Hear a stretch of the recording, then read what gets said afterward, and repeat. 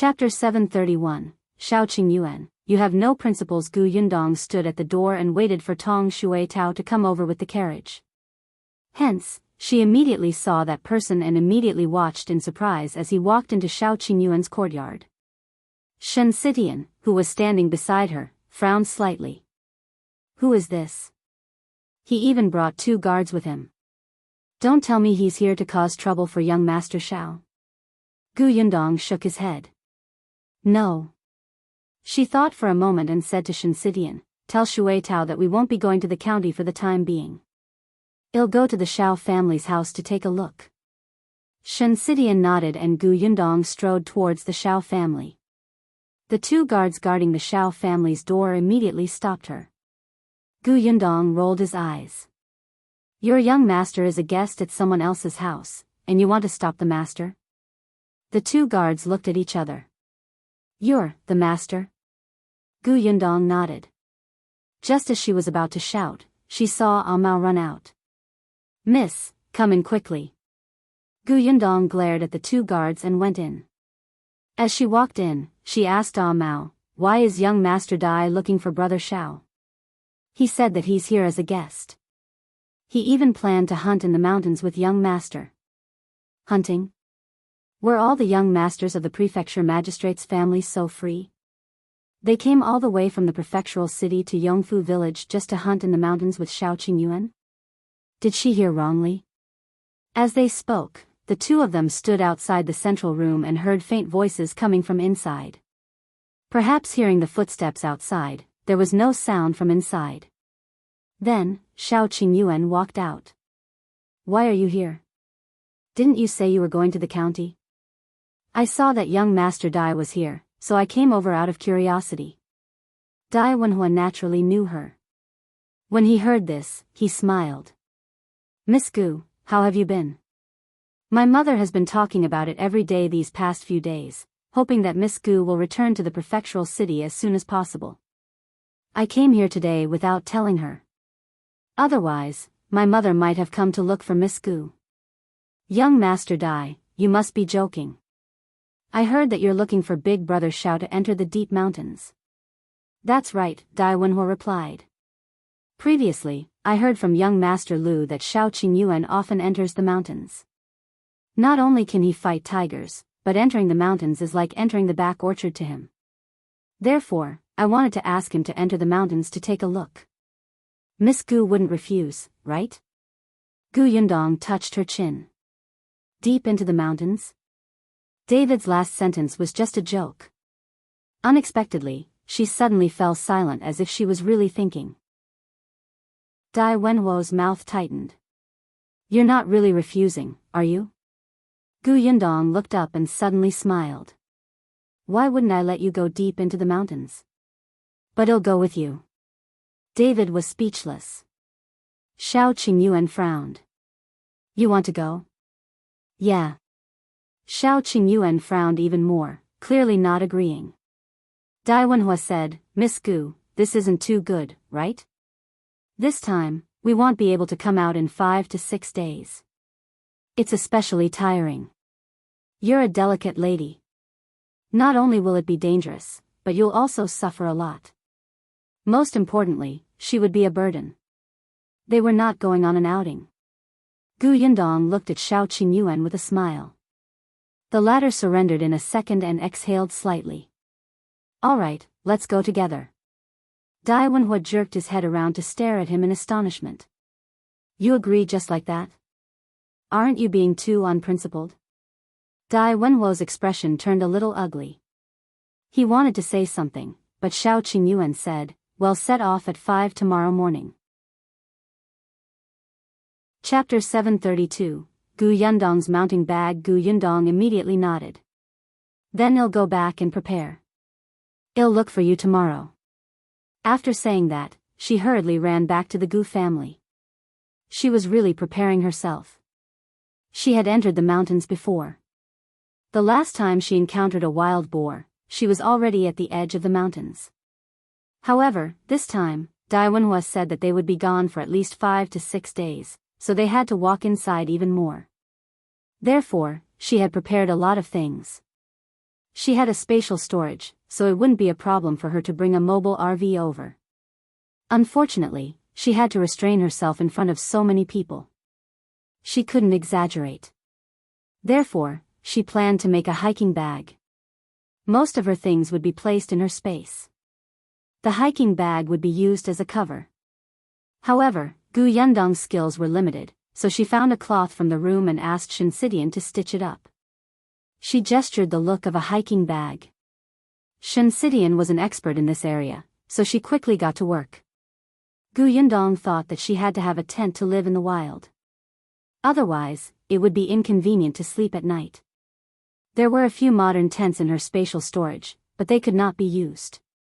After some thought, she took out the oilcloth and asked Madame Jiang to help sew a simple tent. Madame Jiang was pregnant now, and Yundong did not allow her to do heavy and dirty work. However, it was not a problem to do some embroidery work. When the bags and tents were ready, Yundong began to prepare some food and necessities. Food was not a problem. They would not be short of food when they went hunting in the mountains. She needed a water bag. The water in the mountain was very clear, so it would not be lacking. She had to prepare a lighter and an umbrella. She could not lack medicine for external and internal injuries. Qingyuan would definitely prepare it. Yundong only had to prepare it in his spatial storage. There were also clothes, hats, and gloves. Now that the weather was gradually cooling, it would definitely be colder in the mountains. Should she bring the cutlery? Yundong looked at the things she needed to bring now and decisively brought a small milk pot that someone had made for her some time ago, as well as a few pairs of chopsticks and spoons. This made it seem like they were really going on an outing. Hopefully, Wenhuo wouldn't say anything. If he was dissatisfied, she would not share these things with him. He would suffer. However, her guess was right. Wenhuo was indeed very unhappy. After Yundong left, he walked up to Qingyuan and asked, "Are you really planning to bring her into the mountains? She's a woman and she's delicate. I'm afraid she'll complain that she's tired before we even enter the mountains. Are we going to send her back then?" Qingyuan glanced at her. Yundong is not an ordinary woman. This situation won't happen. Of course I know that she's not an ordinary woman. Otherwise, she wouldn't have opened such a big shop and made his parents trust her so much. But no matter how extraordinary she is, she's still a woman. There are many snakes, insects, rats, and ants in the mountains. She must be afraid, right? She's not afraid. Qingyuan frowned. Yundong is skilled. Wenhuo could tell that in this person's eyes, his fiancée was a good person and would not have any problems. He felt that if he continued, Qingyuan would probably be angry. But he still felt that he should not bring Yundong along, so after thinking about it, he simply changed his words. "Alright, I know that Miss Gu is very awesome. It's not a problem for her to enter the deep mountains. But have you thought about it? There are 2 of us men, plus my 2 guards. There are 4 men and 1 woman. Isn't there a lot of inconveniences?" Qingyuan felt that it did make sense. Chapter 733. This is different from what we agreed. Wenhuo saw that his expression had softened and continued, "Furthermore, we'll be gone for a few days this time. Miss Gu is very busy with her shop. This is delaying her matters, right? Also, although you and Miss Gu are engaged, you're not married after all. If her parents know that you brought her into the mountains, will they be angry and think that you're unreliable? What if there's a change in the marriage?" Qingyuan frowned even more. Wenhuo was very good at talking. Every word hit the nail on the head. After a long silence, Qingyuan finally nodded. "I'll persuade her not to go." Wenhuo heaved a huge sigh of relief. He had finally been persuaded. It was not in vain that he had tried so hard to persuade him. However, when Qingyuan went to the Gu residence, he was told that Yundong had gone to the county city. He thought that perhaps she was going to Gus to give some instructions, so he would wait for her to come back. Qingyuan also had to prepare some things he needed to enter the mountain. However, He waited until the next morning when they were about to set off. It was not even 5 o'clock when Gu Yundong arrived at the Shao residence with a huge hiking bag and a thin and strange walking stick. Gu Yundong wanted to get Shao Qingyuan a hiking bag, but time was limited. She was already in a hurry to make one, so she could only give up. The moment she entered the Shao family, she saw Shao Qingyuan tying a bag. Shao Qingyuan also saw her. She was wearing men's clothes and her hair was tied into a ponytail. The cuffs on her arms and ankles were tightly tied. She looked clean and valiant. Shao Qingyuan couldn't move his eyes away. Gu Yundong walked forward and placed the huge hiking bag on the table. She said, "Look, I prepared this. I asked Sidian to sew it for me yesterday. The spatial storage inside is huge and can hold a lot of things. See if I have everything. Do you need me to bring anything else?" She seemed to be looking forward to it. "Don't bring what I have. It's tiring to carry the same stuff." Wenhuo, who was leaning against the door not far away, was stunned when he saw the huge backpack. Did this girl really think that they were going on an outing?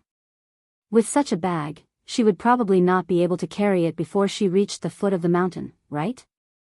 He reckoned that she would have to let Shao Qingyuan carry this bag. Suddenly, he felt that Miss Gu was such a worrisome woman.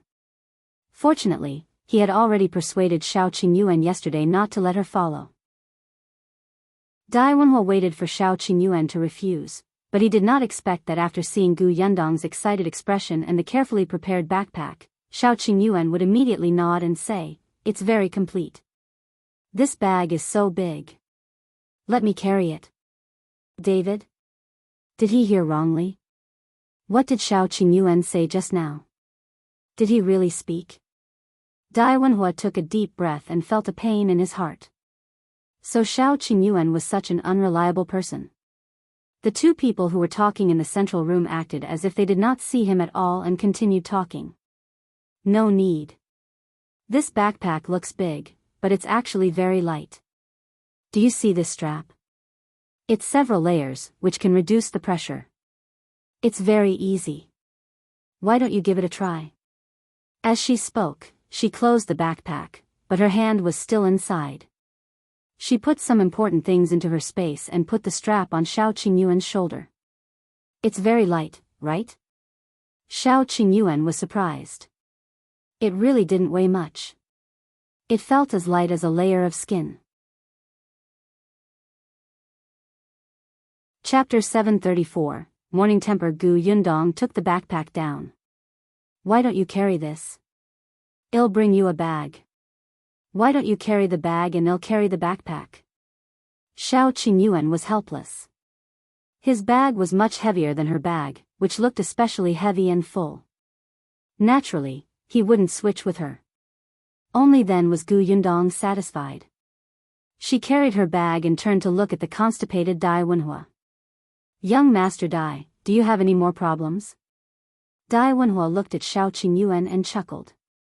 He gritted his teeth and said, "No problem." Then, he turned around and led the two guards away. Gu Yundong looked at his back suspiciously and turned to ask Shao Qingyuan, "What's wrong with him?" "Maybe he woke up too early today," he replied without changing his expression. Gu Yundong was enlightened. So this guy had a morning temper? Shaking her head, Gu Yundong carried her backpack and left with Shao Qingyuan. The group quickly arrived at the foot of the mountain. It was still early, and the dew was very heavy. However, there were already many villagers working in the fields not far away. They did not say anything when they saw Shao Qingyuan and the others enter the mountain.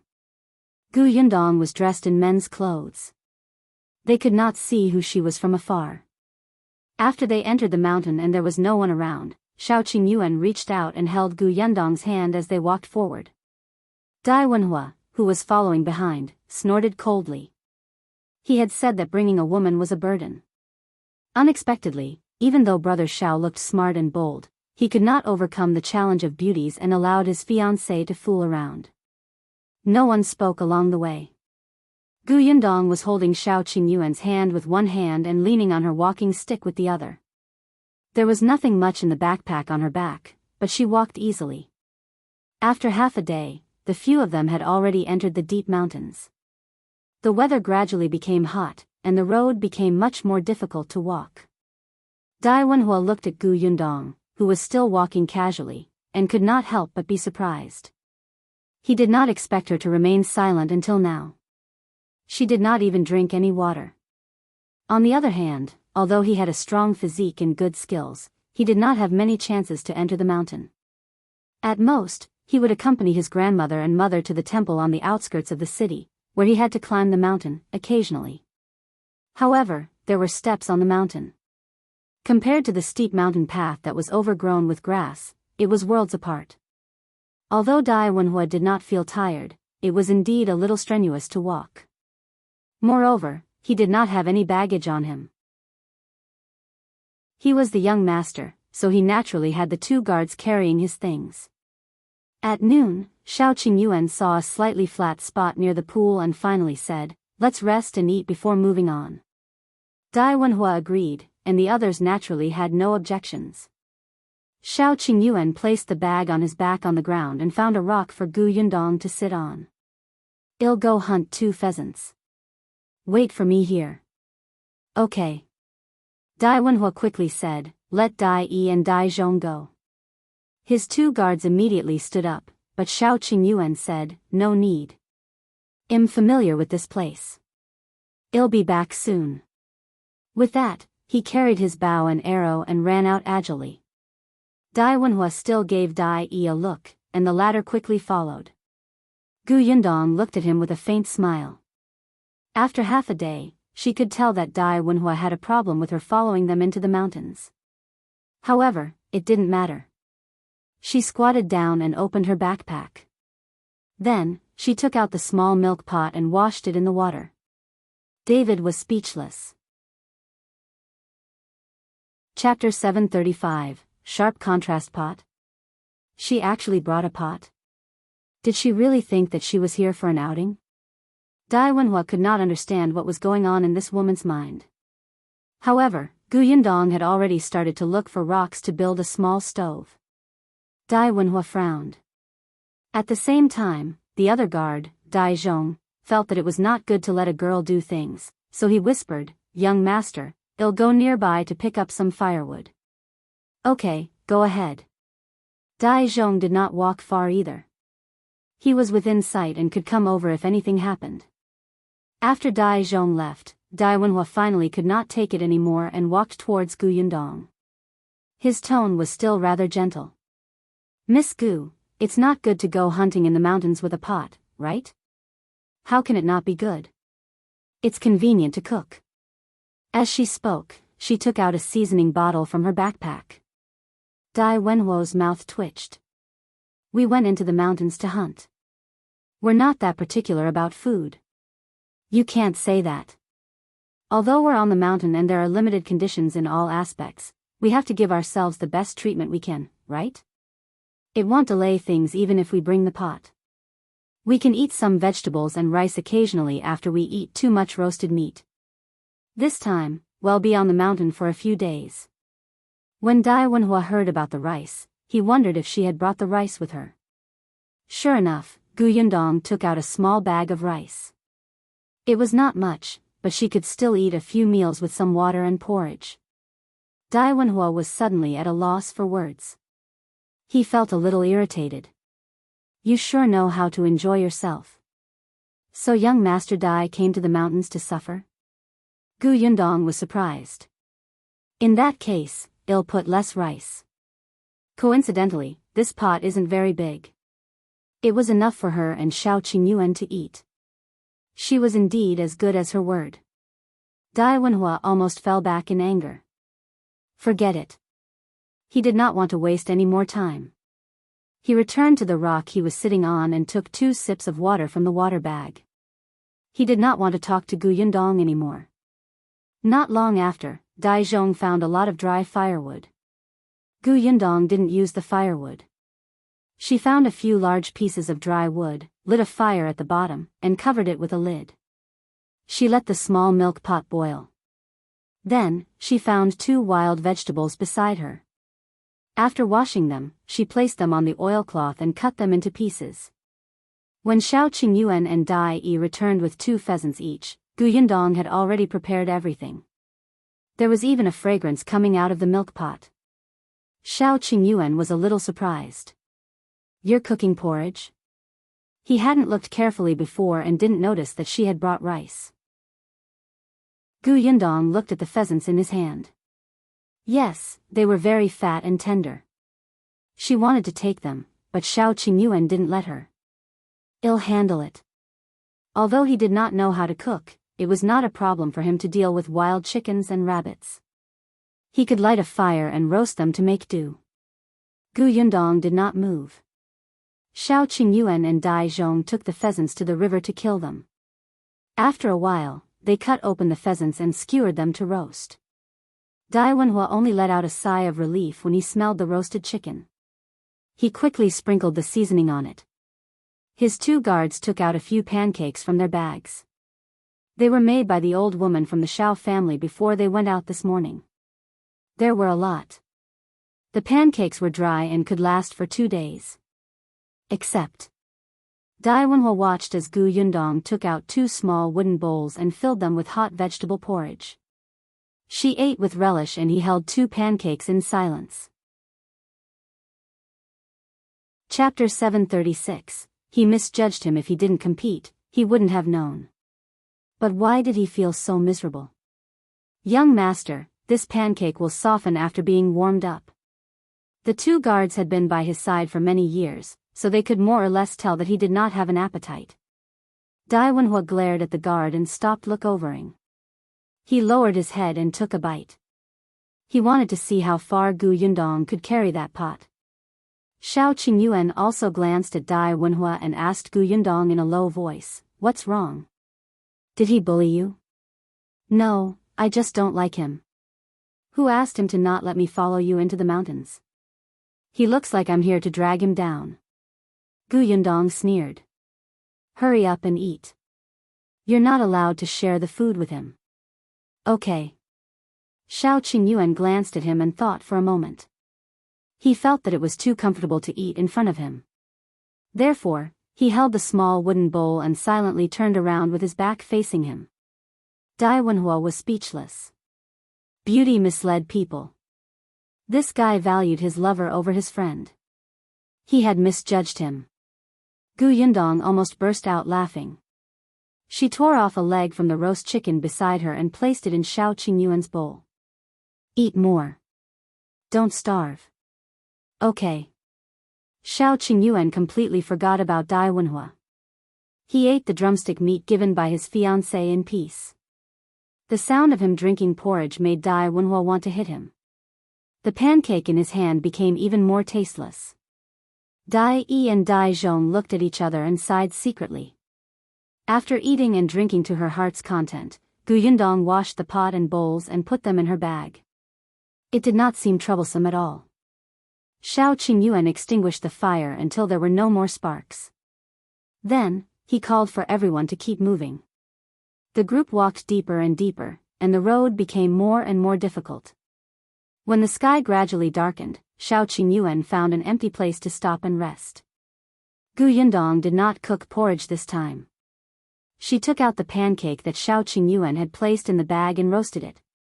Then, she cut the remaining half of the roasted chicken into small pieces and stuffed them into the pancake. Then, she took the wild vegetables, mushrooms, and chicken bones to cook a small pot of bone soup. Yes, the chicken pancake with soup was simply delicious. It was too enjoyable. Wenhuo was speechless. Was this woman specially trying to anger him? As expected, she was very good at food. Otherwise, she wouldn't have been able to open a food shop. Humph. He continued to nibble on the dry pancake, but Dai Yi was quick-witted. He imitated Yundong and stuffed chicken into the pancake. This way, it was much more delicious, but without soup, it felt boring after 2 bites. Shao Qingyuan silently turned his head and continued to turn his back to them. After dinner, Wenhuo began to set up his tent. His tent was the kind of simple tent used for marching. It was very sturdy and durable. He wanted to see what Gu Yundong would do at night. She was capable of cooking and had enjoyed it for the entire day, but the most difficult thing was to sleep at night, right? Dai Wenhuo knew that Shao Qingyuan basically spent the night on trees when he went deep into the mountains. However, the trip this time would be long, so he also prepared a tent. Still, Dai Wenhuo had seen it last night. Shao Qingyuan's tent was actually just a layer of cloth. It was barely able to block the wind. Dai Wenhuo didn't say anything at that time, but he thought that it would be fine if Shao Qingyuan stayed in his tent. But now, thinking of how he valued his lover over his friend, Dai Wenhuo decided to forget it and let the man suffer on his own. Chapter 737, He's Liu Xiahui. Dai Wenhuo did not say anything. When the tent was set up, he looked at the two of them coldly. Gu Yundong put down her hiking bag and took out a bag. David frowned and looked over. It was actually oilcloth.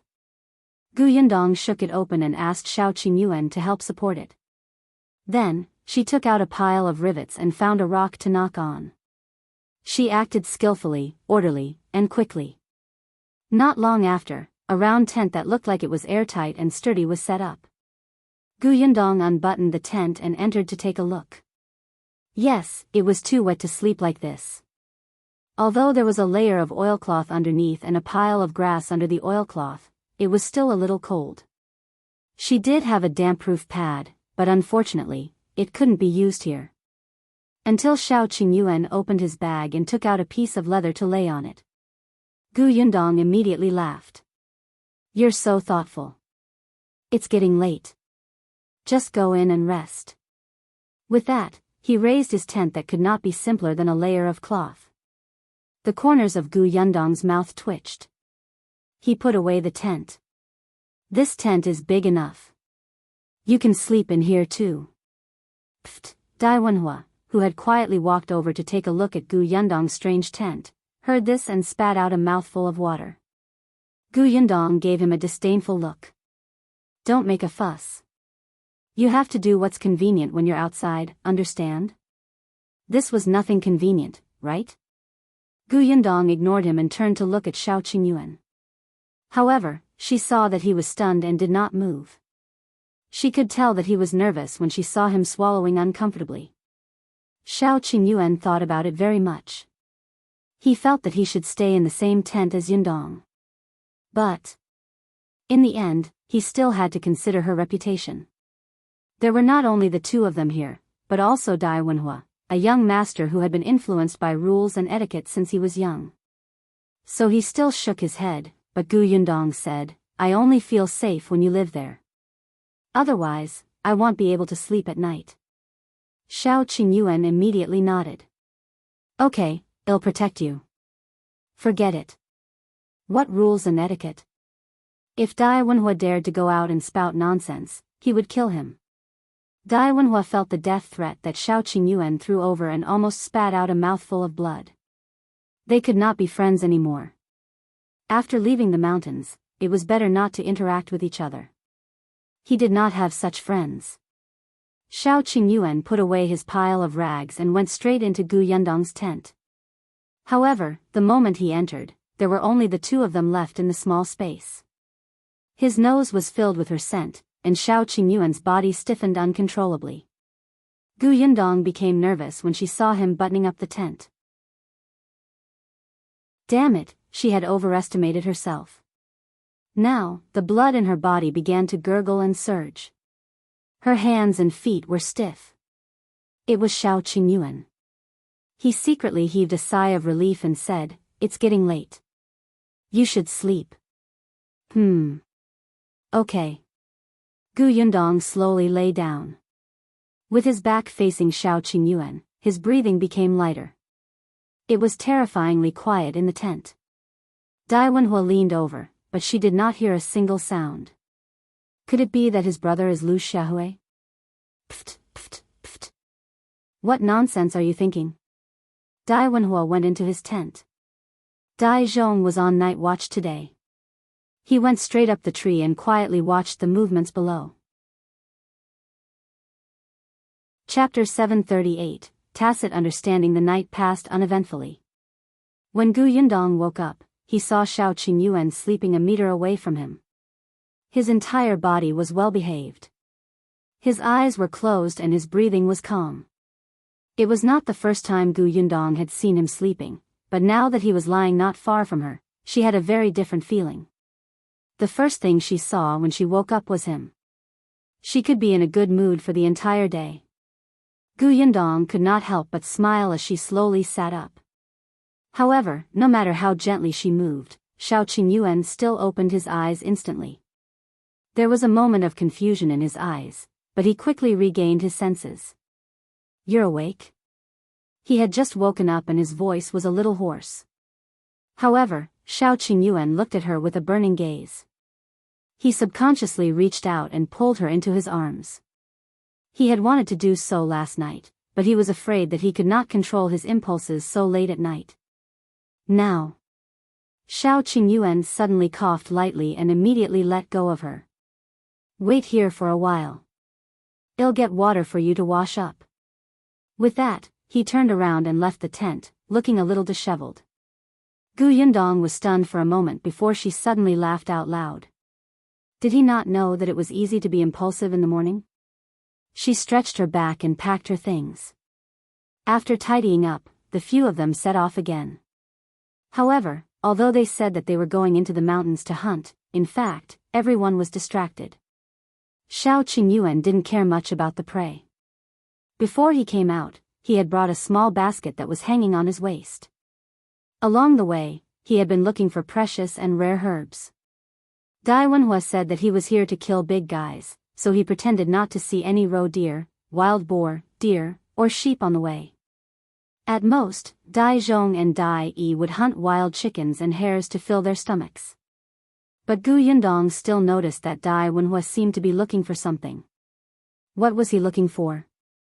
Gu Yundong did not ask and pretended not to know. On the third day, the group stood at a fork in the road. When Shao Qingyuan asked which way they were going, Wenhuo asked him, "Have you explored both roads?" Shao Qingyuan shook his head. "I've been to the left, but I've never explored the right." Wenhuo said, "Then take the right." He smiled. There might be something good. Shao Qingyuan had no objections. He had been to the left side before, and there were not many medicinal herbs. This time, he could check the right. Perhaps he could find Bai Musi. The group walked to the right for another day. Perhaps because it had been a long time, Wenhuo became a little anxious. However, Gu Yundong felt that he might have eaten too much meat and was getting fired up. Forget it. For the sake of his mother, Gu Yundong still gave him a portion of porridge when she cooked again. Otherwise, what if he went back another day to complain? She would be so embarrassed about Madame Dai. However, at night, she told Shao Qingyuan about Wenhuo. "He must have something to do in the mountains and asked you to lead the way." "Yes, I know." Shao Qingyuan nodded. "But since he didn't say, there's no need for us to ask. We're just leading the way. Everyone has a tacit understanding." He had already seen it. Someone who really wanted to go hunting in the mountains should not have such a reaction. After a pause, Shao Qingyuan continued, "Do you still remember that Qin Wenjing was looking for me?" Gu Yundong was stunned. Why was it related to Qin Wenjing again? She frowned and thought for a moment. A moment later, she suddenly remembered. "You mean the last time he asked you to talk alone?" Chapter 739, Pretend Not to Know. Shao Qingyuan nodded. "Qin Wenjing asked me about some things in the mountains. This time, Wenhuo asked me to bring him into the mountains. Perhaps there's something in the mountains we don't know." Gu Yundong gritted his teeth. Qin Wenjing is in cahoots with Wenhuo. This goddamn guy promised not to drag us into his mess. As expected, he didn't do it. I guess there's no other way. Shao Qingyuan felt that no matter if it was Qin Wenjing or Wenhuo, they were doing their best to not let them get involved in these matters. But there were some things that could not be avoided. Gu Yundong snorted and did not say anything. Qin Wenjing and Dai Wenhuo were both the emperor's men. What they wanted to do was naturally what the current emperor wanted to do. Gu Yundong thought that the emperor was a wise ruler and had done her favors. If she could help without implicating herself, she would help. Shao Qingyuan looked at her unhappy expression and smiled. She said that she wanted to draw a line, but with her current relationship with Qin Wenjing, how could she draw a line? She treated Qin Wenjing as a friend, so she naturally wouldn't stand by and do nothing. Since he had said so, Gu Yundong continued to pretend that she did not know Dai Wenhuo's motive. The next day, they continued walking. Shao Qingyuan was familiar with the roads in the mountains. He knew that Dai Wenhuo might be looking for something, so he deliberately avoided the traces of those large beasts. On the 5th day after they entered the mountains, Shao Qingyuan discovered traces of a bear. He led his men in the opposite direction. However, since Dai Wenhuo was looking for something, he naturally paid special attention to all kinds of traces. He also saw the footprints of the bears, but at the same time, he also saw traces similar to humans entering and leaving. Delight appeared on Dai Wenhuo's face, but he did not want to implicate Shao Qingyuan, especially with Gu Yundong around. Therefore, he continued to walk forward and asked Dajiang to investigate. Dajiang used the excuse of hunting rabbits to run away. Gu Yundong and Shao Qingyuan did not expose him, but they slowed down. Before noon, they stopped to eat. Gu Yundong no longer had any rice. She did not bring much. There was still some dried meat and some wild vegetable soup. Just as she was scooping a bowl of soup for each of them, a banging sound suddenly came from not far away. The few of them quickly stood up and picked up their weapons. Gu Yundong could only pour away the wild vegetable soup. He stuffed the hot pot into the oil bag and put it in his backpack. At the same time, she stored it in her spatial storage. Soon, the sound got closer and closer. After a while, Dajiang ran over in a sorry state. As he ran, he turned around and said, "Run." What happened? Pythons, 2 pythons are coming this way. 2. The few of them quickly packed up and prepared to leave. However, the 2 pythons moved very quickly and arrived in front of him in a short while. Moreover, they looked very agile. They instantly wrapped around a big tree at the side and swooped towards them with their mouths wide open. Gu Yundong quickly jumped up and dodged to the side. The crossbow in her hand shot out with a whoosh. At the same time, Shao Qingyuan aimed his bow at the same python. Dai Wenhuo and the other 2 dealt with the other one, but he was very surprised. At this time, the pythons should be hibernating. Even if they weren't hibernating, they shouldn't be so agile.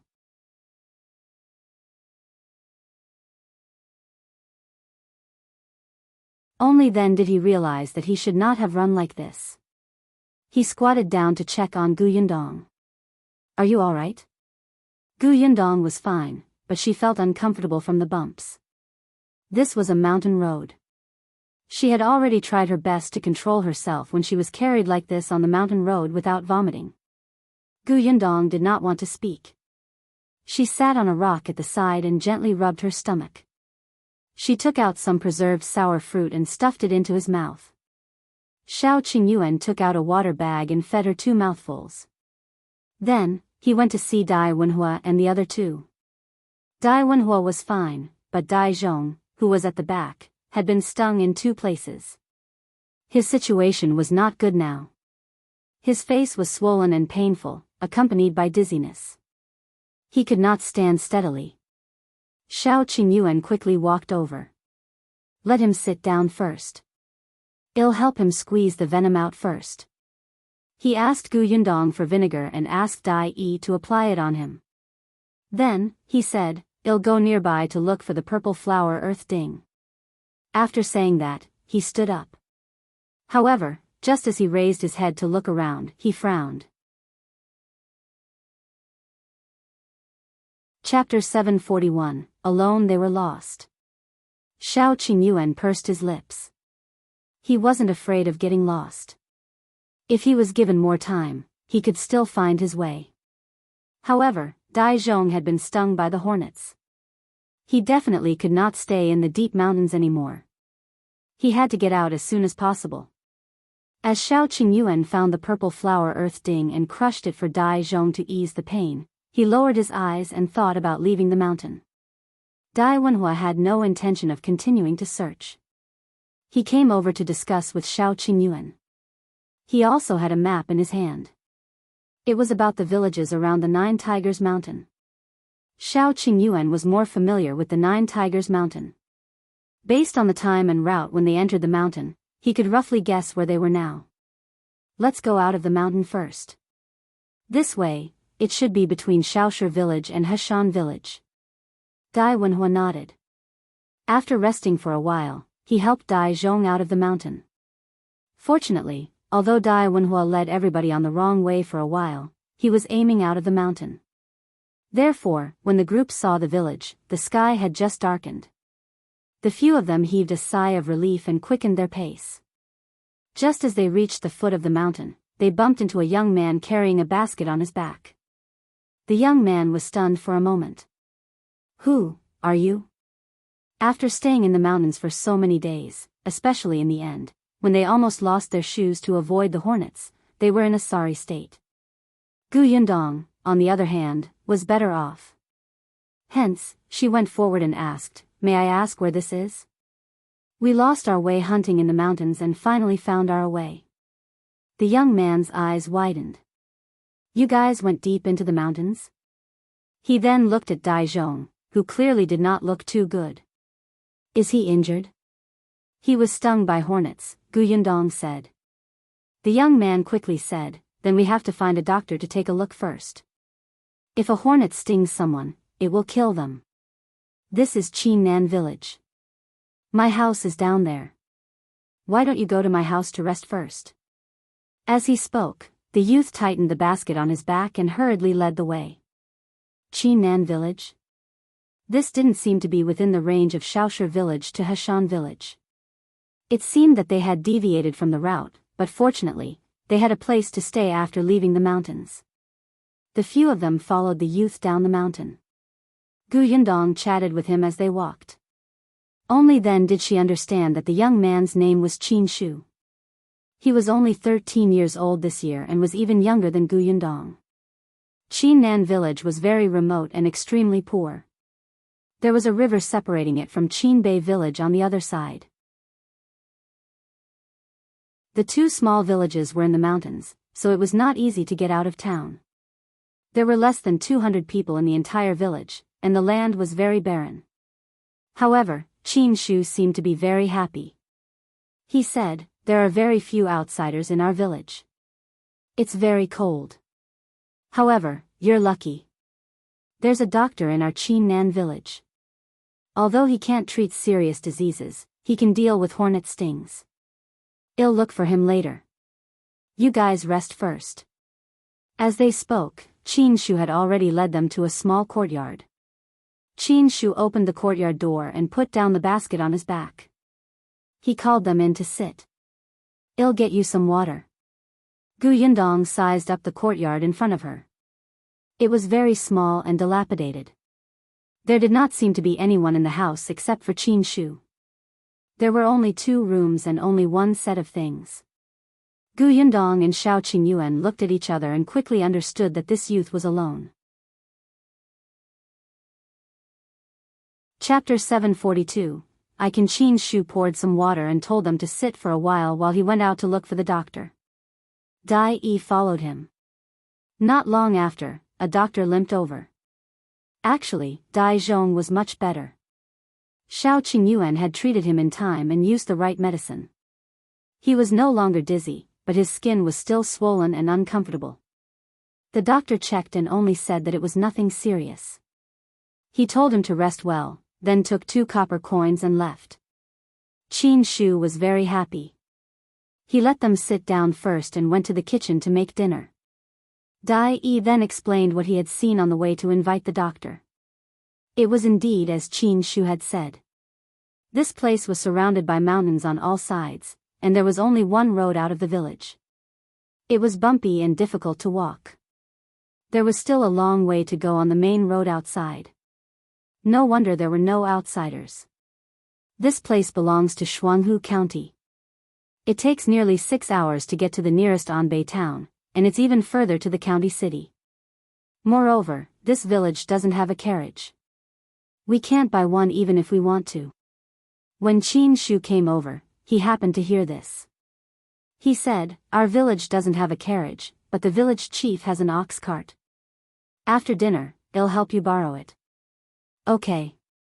Qin Shu was still very happy to be able to help them. He was also talkative.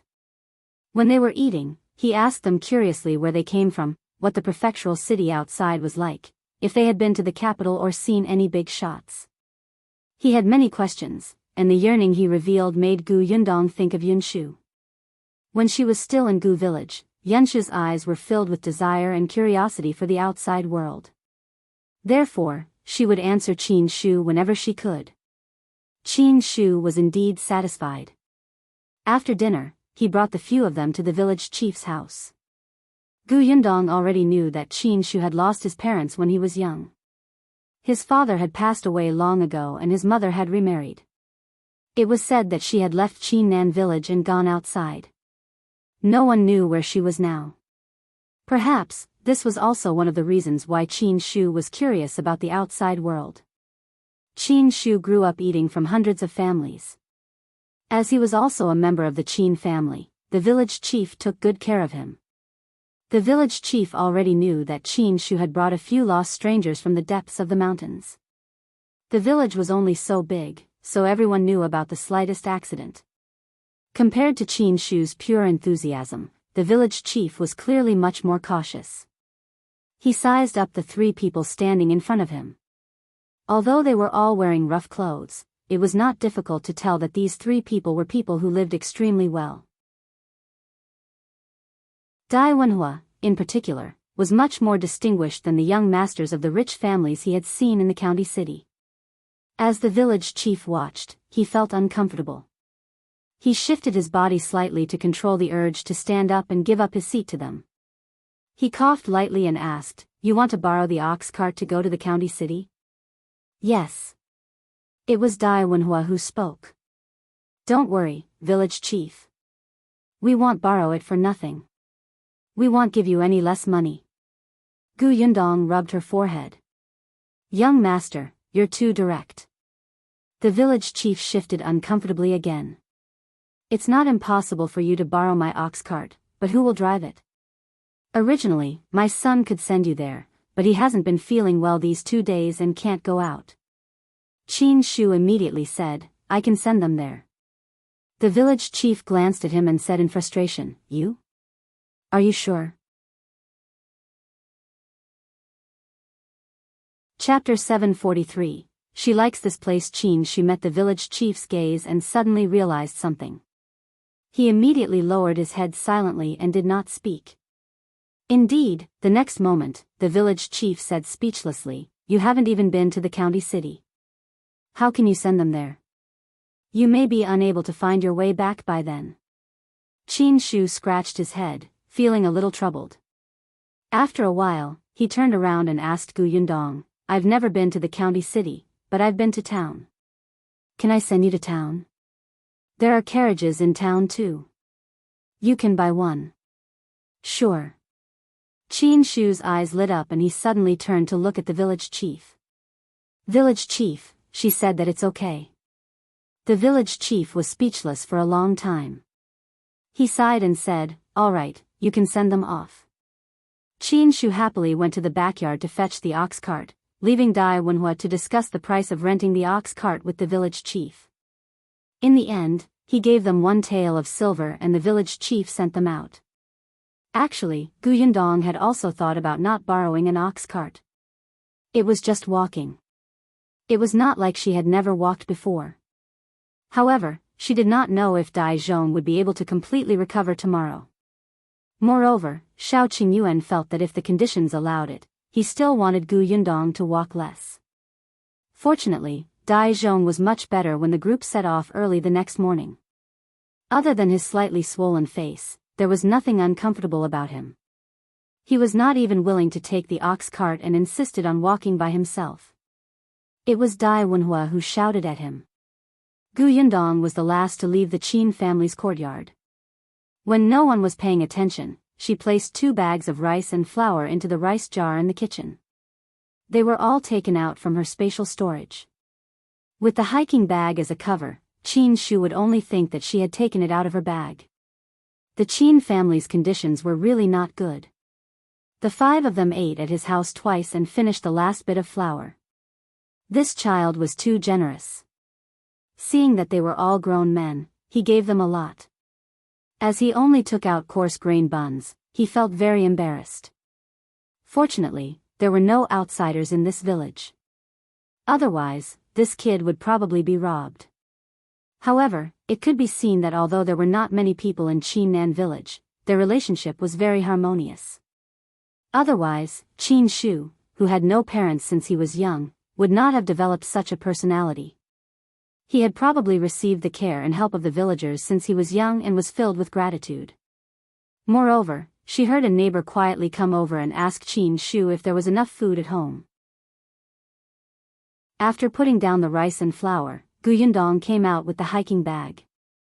The ox cart was already set up, but there were too many people. It was impossible for everyone to sit on it. Yundong was a woman, so Shao Qingyuan was the first to help her up. In addition to Dajiang, there were only 2 people in the carriage. Even Qin Shu could not sit. The farmers cherished the ox very much. If it was not necessary, they could not bear for it to suffer. If it were not for the injured and the woman among them, Qin Shu would not have helped to borrow the ox cart from the village chief's house.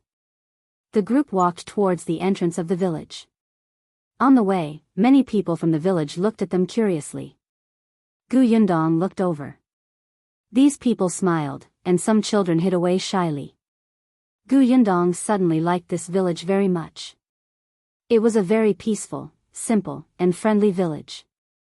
Although it was remote, it actually felt like a paradise. It was only when they were outside the village that Yundong slowly retracted her gaze and looked at the narrow road that led to town. Although they had set off early in the morning, the journey was really long. It was not until noon that they finally arrived at Anbei town. If you find any errors, ads pop up, ads redirect, broken links, non-standard content, etc., please let us know your report so we can fix it as soon as possible.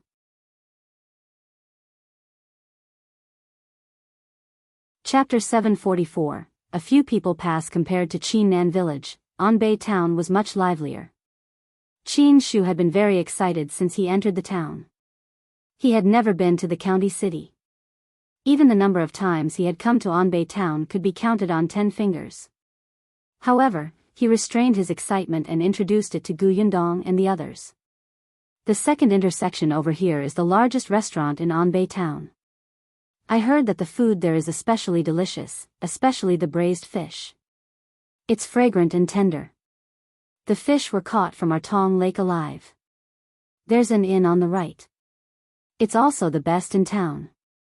I heard that the best first-class rooms even have incense. There's also a school there. The teacher is a high scholar. He's very awesome. By the way, if you want to buy a carriage, it's over there. There's a carriage shop. They rent and sell carriages. The village chief told me that the shop's price is very fair. You won't be afraid of being scammed. As he spoke, Qin Shu drove the ox cart towards that carriage. However, he was stopped by Yundong. It's already noon. There's no hurry to go to the carriage shop. Let's go eat first. That works too. Yundong said, let's go to the restaurant you mentioned just now. Since we're here, let's try the delicious braised fish you mentioned. Qin Shu could not help but swallow his saliva. Without saying anything, he drove the ox cart towards the restaurant. They stopped 5 to 6 meters away from the restaurant. He said, go over. It's not good to park an ox cart in front of the restaurant. I'll wait for you here. I'll bring you to the carriage shop after you're done eating. You're not going? David was about to leave when he paused. Qin Shu smiled and nodded. I brought some dry food. David held his forehead and pulled him forward.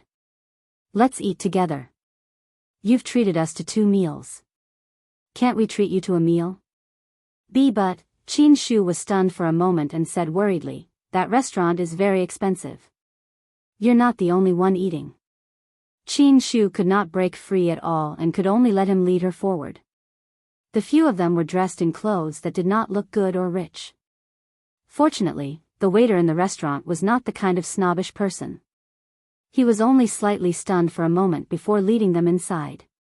When they arrived in town, it would be Wenhuo home ground. He directly asked the waiter to find a private room on the 2nd floor for them. The first thing he ordered was the braised fish that Qin Shu had mentioned. However, after the food was served, everyone took a bite and felt that it was ordinary. Hence, almost everyone only touched their chopsticks once before stopping. At first, Qin Shu was too embarrassed to eat, but seeing that everyone was not eating anymore, he felt that he could not waste it. He gritted his teeth and moved his chopsticks.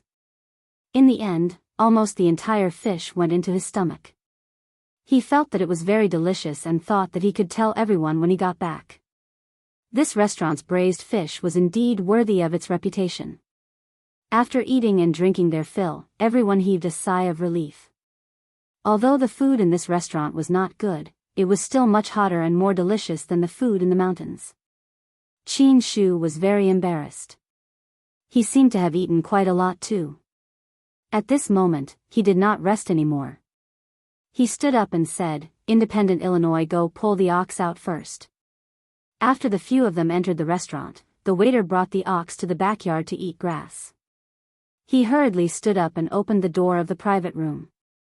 A few people happened to pass by outside and were shocked by his sudden action. If you find any errors, ads pop up, ads redirect, broken links, non-standard content, etc., please let us know your report so we can fix it as soon as possible. Chapter 745. Very similar. One of them saw that Qin Shu was dressed in tattered clothes and could not help but scold, "Be careful. Can you afford to compensate if you bump into him?"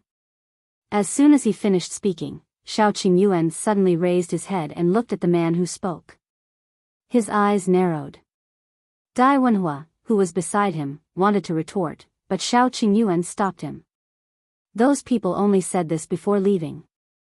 Qin Shu also hurried out of the private room and went to the backyard to fetch the ox cart. As soon as the door of the private room closed, Wenhuo looked at Qingyuan, who had a serious expression on his face. "Why are you stopping me?" Yundong said at the same time, "Do you know the man who spoke?" Qingyuan was actually a little uncertain. His voice sounds familiar, and his eyes are very similar. After a pause, he turned to Yundong and said, "Do you still remember that we encountered a group of robbers on the way to Qingyuan Prefecture with the escort agency to transport the 4 jars of wine from the Tao family?" "You mean?" Qingyuan nodded. "Back then, the leader of the robbers said a few words. I heard it, and it was the same voice as that person just now. Although their faces were covered back then, their eyes were exposed. The man's eyes were also very similar to that person's just now. When they encountered the robbers back then, although they were all safe and sound in the end, those people really wanted their lives. If Yundong had not put the 4 jars of wine into the space on the spot, the robbers would have thought that they had robbed an empty carriage and turned around to leave. Perhaps they would have been injured or killed. Later on, this matter was reported to the government office. The government office also sent people to investigate, but unfortunately, they found nothing. After Qingyuan and the others returned to Fengkai County, they had also told Tao Feng, the eldest son of the Tao family. Unfortunately, Tao Feng didn't have any clues, so they still didn't know where these robbers had come from or where they had escaped to. However, he did not expect to see someone suspected of being a robber in this small Anbei town. "Shall we go and take a look?" Qingyuan nodded and followed Yundong out. However, he was stopped by Wenhuo. "Since he's seen you before, you'll be easily discovered if you go," he called Yi. "Follow them and take a look. Be careful not to be discovered." "Yes." Dai quickly left the private room and Qingyuan sat back down. Dai had experience in this aspect, so it was indeed more suitable for him to go. After a quarter of an hour, Dai returned. His expression was a little serious, but he shook his head at them and said, "There's nothing unusual. They should just be here to eat." Yundong and Qingyuan looked at each other and did not ask further. They stood up and said, "Let's go down first. Qin Shu must be anxious." The few of them went downstairs.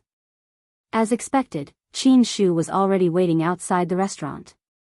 He was lowering his head and chatting with the cow, looking very happy. Yundong and Qingyuan walked in front, while Wenhuo was a few steps behind. Then, Dai whispered into his ear. Wenhuo's expression suddenly changed. "Are you serious?" "Yeah, he might be related to the guy we're looking for." Wenhuo sneered. "In that case, this trip was not completely fruitless." "Young master, should we?" Wenhuo raised his hand. "Keep an eye on them for now. Check their footholds. If they're really related, it's best to follow the trail to where they hid the thing deep in the mountains." "Yes." Dai took a few steps back and turned to leave. Only then did Wenhuo quickly walk forward and catch up to Qingyuan and the others.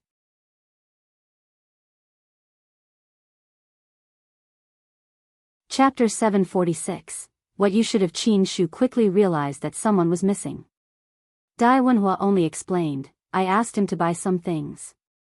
Qin Shu nodded and believed it, but Yundong and Qingyuan did not. Dai's expression was not right when he returned just now.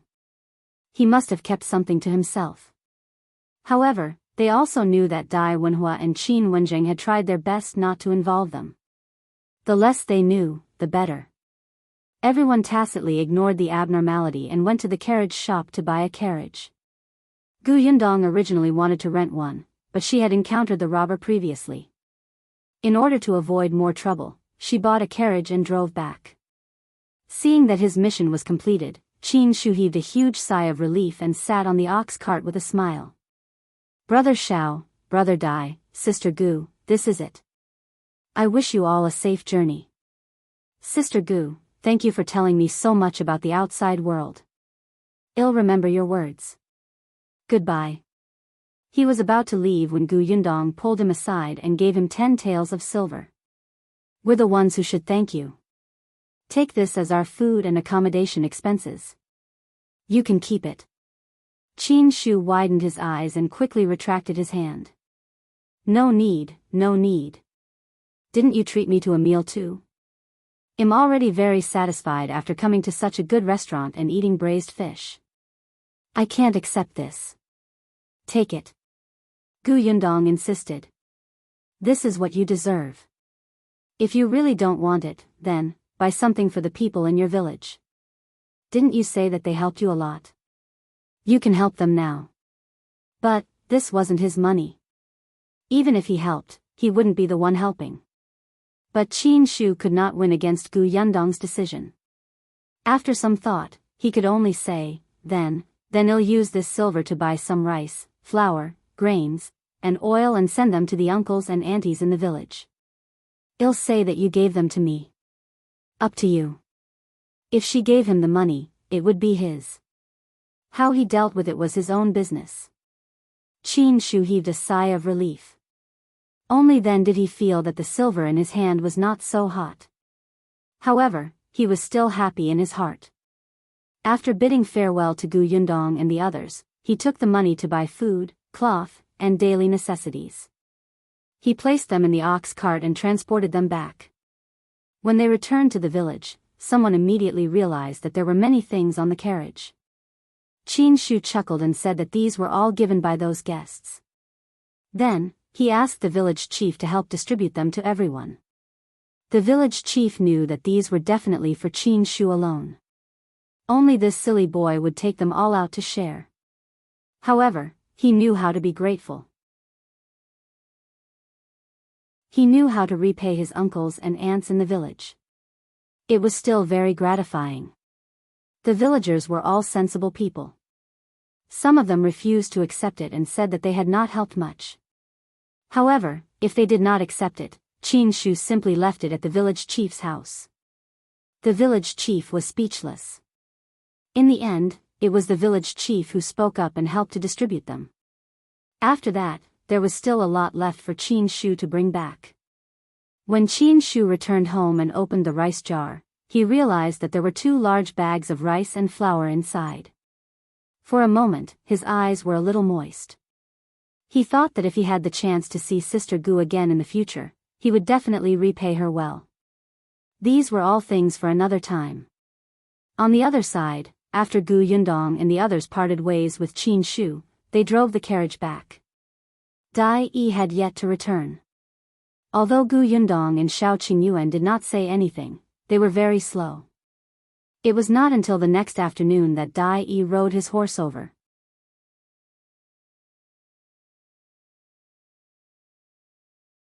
Chapter 747, Coax Him. After 2 days of recuperation, Dajiang had completely recovered. As soon as Dai Yi arrived, he leaned over and whispered into Dai Wenhuo's ear.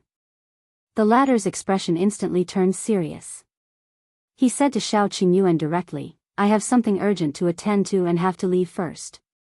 I can't return to Fengkai County with you guys. I'm sorry." Shao Qingyuan naturally wouldn't stop him. "Alright, let's meet in the prefectural city another day. Until next time." Until next time. He cupped his fists at Shao Qingyuan and nodded at Gu Yundong. Then, he took the horse that Dai Yi had brought over. He flipped over and jumped. He suddenly shook the reins and ran away like lightning. Dai Yi and Dajiang bade farewell to the 2 of them and immediately followed. Not long after, the 3 of them rode further and further away and disappeared from Gu Yundong's sight. She and Shao Qingyuan looked at each other and shrugged. "Looks like we have to go back ourselves." The 2 of them didn't ask or be curious about what urgent matter Dai Wenhuo had. However, without waiting for Dai Yi, the 2 of them were still much faster.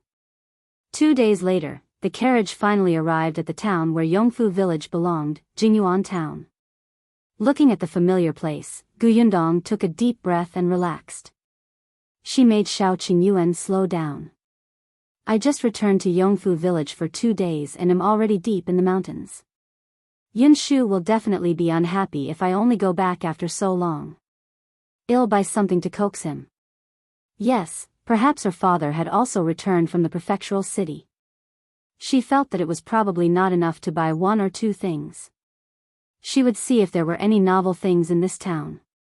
Due to the different directions, they didn't need to pass through Fengkai County to return from Anbei town. They directly returned to town. Therefore, if they wanted to buy anything, they could only choose from town. Between the town and the county city, Gu Yundong was more familiar with the county city. She had only visited the town a few times. Now, she realized that there seemed to be a few more shops in this town that sold canned food.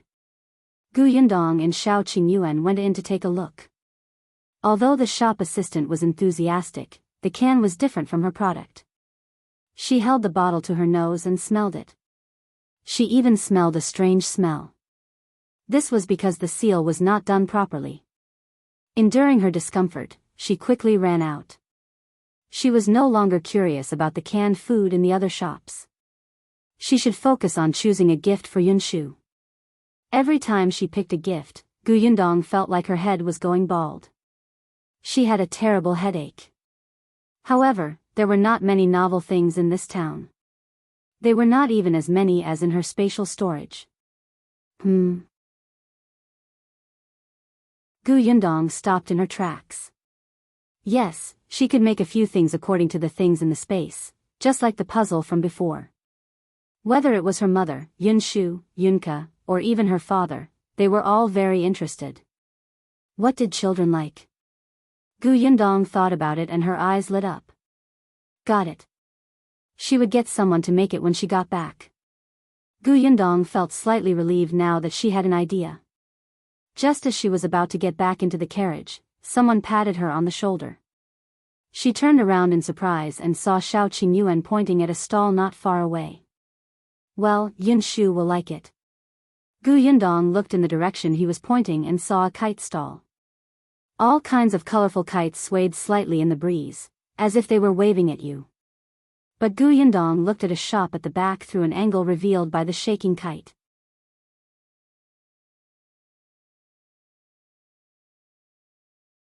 Chapter 748, Reluctance. Gu Yundong's eyes flashed with joy.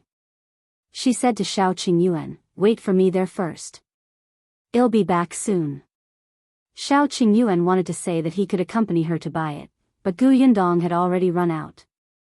However, someone asked him to make way from behind, so Shao Qingyuan could only lead the carriage to the side. But when he looked up again, Gu Yundong was nowhere to be seen. The kite stall was still there, but Gu Yundong was not there. Didn't she go to buy a kite? Where did she go? At this moment, Gu Yundong was already standing in the shop behind the kite stall. This was a shop that sold bows and arrows. Other than bows and arrows, it also sold some materials for bows and arrows. The business looked ordinary, but the shopkeeper sat happily at the door drinking tea and basking in the sun. He did not seem to care much. When he saw Gu Yundong enter, he slowly stood up and asked with a smile, "Miss, do you want to buy a bow or a custom-made bow? How long does it take to customize a bow?" The shopkeeper smiled and said, "That depends on what you need. An ordinary one can be obtained in 10 days to half a month. If you want top-notch materials, it might take half a year to a year." That long? Gu Yundong frowned. Wasn't this too long? After some thought, she asked, "Then how much are the best bows and arrows sold here? What are you buying the bow and arrow for? Do you learn to use it at home, or do your brothers use it to practice archery, or do you go hunting in the mountains?" In this day and age, there were different types of bows and arrows. In terms of arrows alone, they were determined by the different uses such as combat, field hunting, school review, signals, and so on. Arrows used for combat were not allowed among the commoners. If they were discovered, they would be captured and executed. As for bows, there were also simple and complicated ones. The price was differentiated by the size and material of the bow. If a girl like Gu Yundong needed it, the bow would most likely have some accessories to make it look good. Gu Yundong listened to the shopkeeper's introduction and was a little curious. So there was such a big difference in bows and arrows? However, the bow and arrows she wanted to buy were mainly used for field hunting. She simply wanted it to be durable. The shopkeeper seemed to be in a good mood and took out a few types for her to see. Gu Yundong took them one by one and tried them out. How should I put it? They don't seem to have much feelings. Although she did not use a bow and arrow, she had a crossbow. Once she picked up this crossbow, the blood in her body would faintly become excited. But the bow in front of her did not make her feel so. The shopkeeper saw her serious expression and laughed. "Miss, are you not satisfied with these few? Anything else?" Gu Yundong put down the last bow and asked. The shopkeeper hesitated for a moment before saying, "There's one more." He went to the storeroom at the back and carefully moved one out. Gu Yundong's eyes lit up at the first glance. When she took it and tried it, she nodded hurriedly. "I want this." The shopkeeper clicked his tongue. "I can't even bear to sell this bow." "You sure know how to choose. Then are you selling it? If you can't bear to part with it, why are you still taking it out? Who are you lying to?" The shopkeeper snorted. "I'll sell it for 12 taels of silver." Gu Yundong gave him a banknote without hesitation. The shopkeeper immediately beamed with joy. "All right, go ahead and pick the arrows. 80 copper coins for an arrow. At least 20 arrows. Since you didn't bargain, they'll give you 5 for free."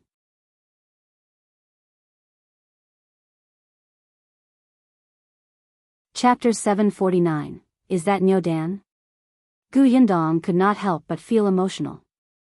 No wonder people said that the poor studied books while the rich practiced martial arts. It was not easy for people without any capital to learn martial arts. She bought 100 arrows in one go.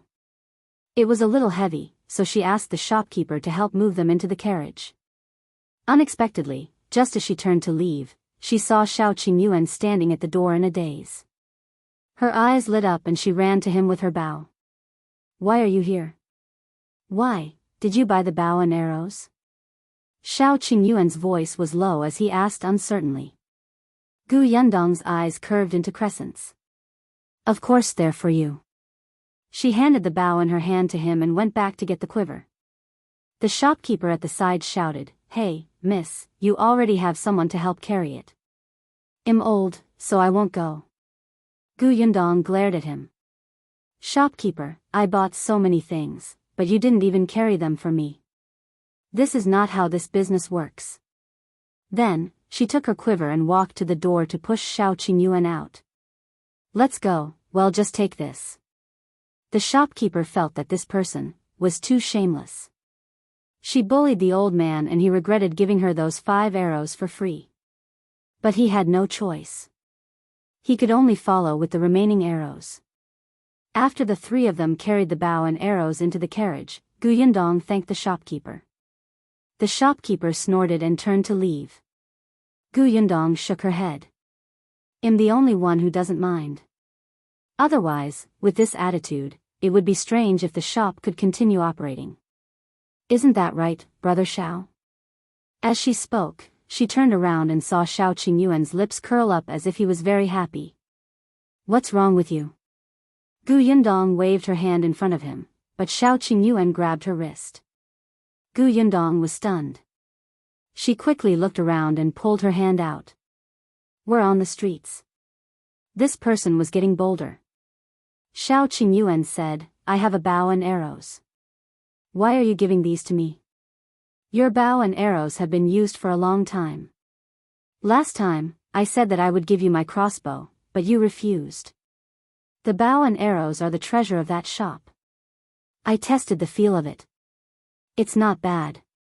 How did you feel when you held it just now?" "Very good." Every gift from her was great. Gu Yundong was relieved. Seeing that his gaze was becoming more and more passionate, he hurriedly coughed and said, "I haven't bought my kite yet. I'll go buy a kite." Before she could finish speaking, she quickly fled. Shao Qingyuan looked at her back view, his heart warm. He looked at the bow and clenched it tightly. When Gu Yundong returned, she was holding 4 kites. There were 4 kites and 4 patterns, but the colors were a little monotonous. Gu Yundong wondered if she should go back and paint them by herself. At this moment, her expression was much better. She carried the kites and got into the carriage. "Let's go back." The corners of Shao Qingyuan's mouth curled up slightly. He didn't look at her anymore. The carriage drove towards the entrance of the town again. Gu Yundong heaved a sigh of relief. When the kites were put down, she lifted the curtain and looked outside. Although the town was not comparable to the county, it was still very lively. But very quickly, this liveliness was heard by Gu Yundong along with this discordant voice. She turned her head slightly and frowned. She quickly said to Shao Qingyuan, "Brother Shao, stop the carriage first." As soon as the carriage stopped, Gu Yundong quickly lifted the curtain and pointed at a figure not far away. "Is that Niu Dan?"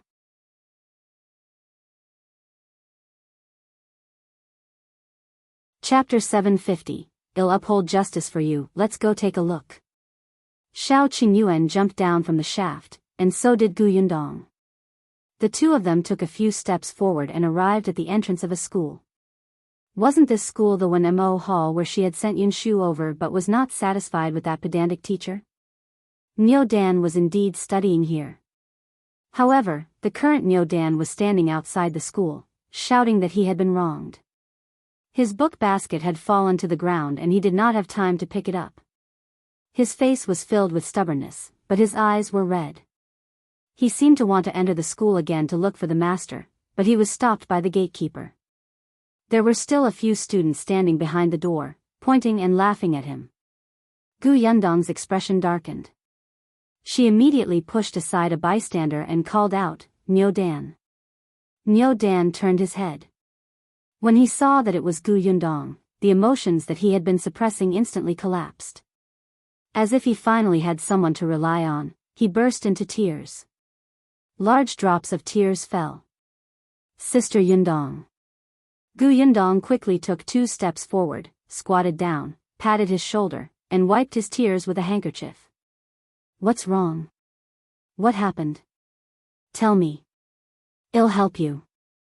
For a moment, Niu Dan cried a little hard and couldn't stop. Therefore, before he could speak, a few students behind the door started shouting loudly. He stole something. He stole 50 copper coins and was chased out by the teacher. Niu Dan immediately shook his head with all his might. He wanted to explain, but he hiccuped. He was immediately angry and anxious, and his tears fell even more fiercely. Gu Yundong hurriedly patted him. There's no hurry. Tell me slowly. I believe you didn't steal anything. Niu Dan had been in denial for most of the day. Gu Yundong was the first person to say that she believed him without any explanation. All the grievances seemed to be unimportant at that moment. Someone believed in him. There was no need for him to say anything.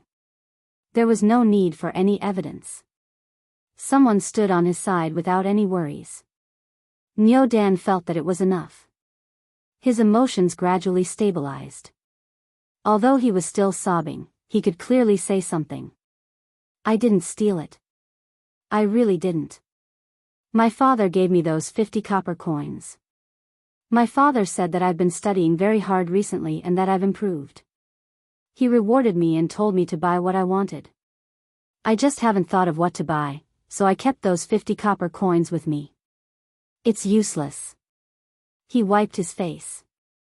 But today, Shao Quan suddenly said that he had lost money. Then, they searched everywhere. In the end, they found 50 copper coins in my book basket and said that I had stolen it. The teacher said that I was immoral and had a bad character. He chased me out of the school. My 50 copper coins were also taken away. As he spoke, he felt aggrieved again. Niu Dan couldn't take it anymore and cried. When the others heard this, they whispered to each other. However, the few students behind the door shouted, "You were the one who stole it. How could you say that your father rewarded you? Who doesn't know that you're a poor boy from the countryside? Is your father so generous that he gave you 50 copper coins to spend as you please? No one will believe this." That's right, that's right. If your father really dotes on you, would he be willing to let you work for the family every weekend? The teacher has already told you several times to focus on your studies and not be affected by other things, but you refuse to listen. Just the rise of 1 place on the ranking was considered improvement. Is your father willing to give you so much money? If you find any errors, ads pop up, ads redirect, broken links, non-standard content, etc., please let us know your report so we can fix it as soon as possible.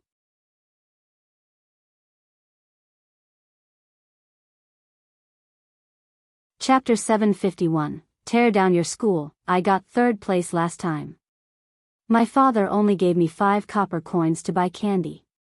My family owns a shop in town. How dare your father give you 50 copper coins? Are you kidding me? You stole Shao Quan's money. Don't deny it. It's useless even if you call your sister over. Do you think she dares to settle scores with the teacher? Our teacher is an elementary scholar, and your sister is just a country bumpkin. The veins on Gu Yundong's forehead throbbed as she listened. Niu Dan was even more anxious. Not only did these people scold and slander him, they even slandered Sister Yundong. They were too much. However, Shao Qingyuan raised his head and looked at the students with a sharp and cold gaze. Among the few students, the oldest was only 13 or 14 years old. Once Shao Qingyuan became ferocious, he could even scare an adult man, let alone these bookworms who only knew how to act tough and never see the world. Immediately, someone trembled and took a few steps back. The others suddenly stopped shouting and did not even dare to breathe loudly. Niu Dan looked at Gu Yundong uneasily. Sister Yundong, it's fine. I'll seek justice for you. Putting aside the fact that Niu Dan often came to her house and called her elder sister all day long, His enthusiastic look made Gu Yundong treat him as a younger brother. He had such a good relationship with Yunshu. His father worked in her workshop and his grandfather was Chen Liang. She could not ignore it. No matter what, she had to clear his name and take back the money that belonged to him. Gu Yundong believed that Niu Dan had 50 copper coins as pocket money. This was the red packet she had given Qin Jinbao. At that time, she heard Qin Jinbao mutter that Niu Dan had been improving in his studies recently and he would give him a reward. She patted Niu Dan's shoulder and stood up. She looked at the gatekeeper and said, "Call your teacher out." The gatekeeper snorted. "You think you can tell me what to do?" The gatekeeper seemed to be different from the one Yundong had seen before. Compared to this, the gatekeeper from last time was much more polite. Shao Qingyuan saw his arrogant look and suddenly took 2 steps closer to him, kicking the door behind him. "Go and call him." "You, how dare you? Do you know what this place is?" Shao Qingyuan looked at him coldly. "I'll give you 10 seconds. If I don't see the teacher, I'll tear down your school." The gatekeeper's expression changed.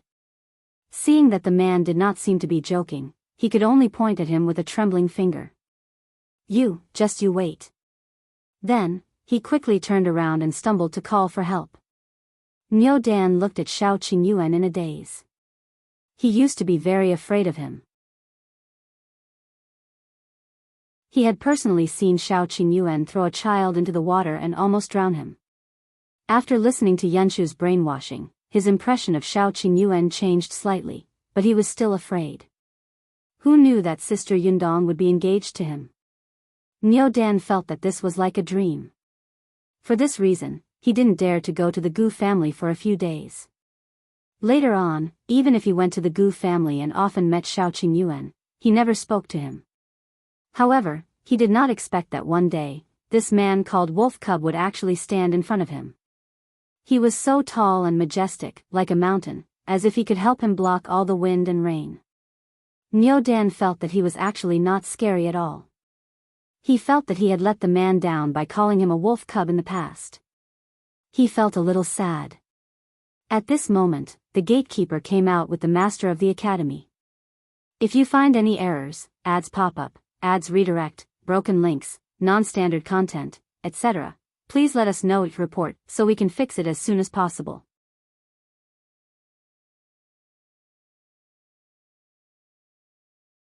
Chapter 752. Your request is strange. Before the teacher reached the door, he said angrily, "Who dares to cause trouble here?" The gatekeeper followed behind him. He pointed in the direction of Shao Qingyuan and Gu Yundong and added fuel to the fire. "It's them. They seem to be Qin Jingwen's siblings.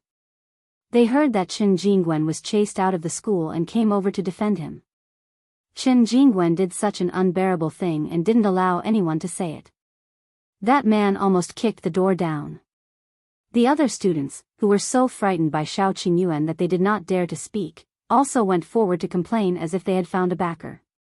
"That's right, teacher. They're barbarians. No wonder Qin Jingwen dared to steal money. It's because his family has such a brother and sister who can't differentiate right from wrong." His sister also said that no matter what Qin Jingwen said, she would believe him. The master's expression was ugly. He stood at the door in a few steps. He glanced at Shao Qingyuan, then his cold gaze landed on Niu Dan. He was a teacher after all. Niu Dan was a little afraid of him and subconsciously took a small step back. Gu Yundong sneered and took 2 steps forward. She looked at the teacher and said, "The teacher is here." "That's good.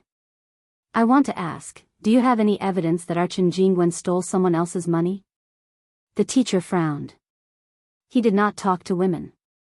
Hence, he looked at Shao Qingyuan. "Are you Qin Jingwen's brother?" Shao Qingyuan couldn't even be bothered to look at him. The teacher immediately said angrily, "I'm talking to you. Don't you even know the most basic etiquette?" Shao Qingyuan finally gave him a look and said, "She's talking to you. Are you deaf?" The teacher was so angry that his chest heaved. After a long while, he said, "I don't talk to women. I don't talk to brainless people." Gu Yundong almost laughed out loud. Shao Qingyuan's mouth was so sharp. She secretly applauded him. You're saying that I'm brainless? I'm an elementary scholar. I'm a dignified elementary scholar. I'm rich and knowledgeable. To be able to teach here, compared to a country bumpkin like you, our difference is simply heaven and earth. You actually say that I'm brainless. Gu Yundong finally could not help but laugh. This is the first time I've heard someone praise themselves so exaggeratedly in front of so many people without batting an eyelid. How shameless. What did you say? This time, he was willing to talk to the woman. Gu Yundong smiled. As expected, you're deaf. I say, you're shameless. Say that again. Gu Yundong was surprised. This is the first time I've heard such a strange request. Since you're so sincere, I'll reluctantly repeat again. I say, you're shameless. The teacher was so angry that he almost fainted. If not for the gatekeeper supporting him from behind, he would have fallen to the ground and made a fool of himself. However, he was still so angry that he could not say a word. Gu Yundong asked, "Can we talk nicely now? If not, I won't stand on ceremony." The teacher's expression became even uglier. This was a threat, a threat.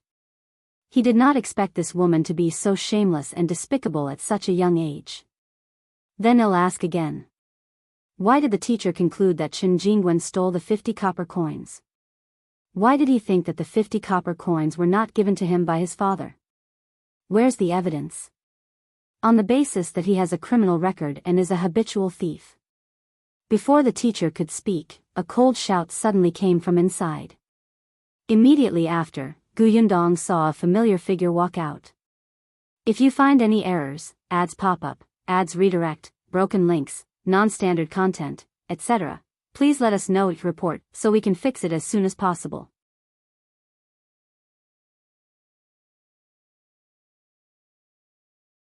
Chapter 753, Unworthy of Being a Teacher. After the figure came out, the teacher immediately stepped forward and asked, "Madam, why are you here?" Madam's son said, "I heard that a woman was present. I thought that you would definitely be troubled, so I came out to take a look." The teacher sighed and nodded. That's true. This woman is very tricky. Gu Yundong almost burst out laughing when she heard that. Were the two of them out of their minds? Would he be put in a difficult position just because she was present? Was it difficult for her to ask two questions? Madam's son had already turned around and looked straight at Gu Yundong. She said, "If you have any questions, you can ask me. You don't have to hold on to my husband." Gu Yundong chuckled. Who was holding on to your husband? It was as if she had taken a fancy to this old man. This woman felt too good about herself. All right, since you two are husband and wife, I won't stand on ceremony. Her eyes darkened. That moment of coldness actually made Madam's son a little afraid. Did you just say that Qingyuan is a habitual thief? Gu Yundong sneered. What else has he stolen? Since such a thing has happened in the past, why didn't you deal with it in the past and chase him out of school? Madam's son did not expect her to hit the nail on the head the moment she spoke.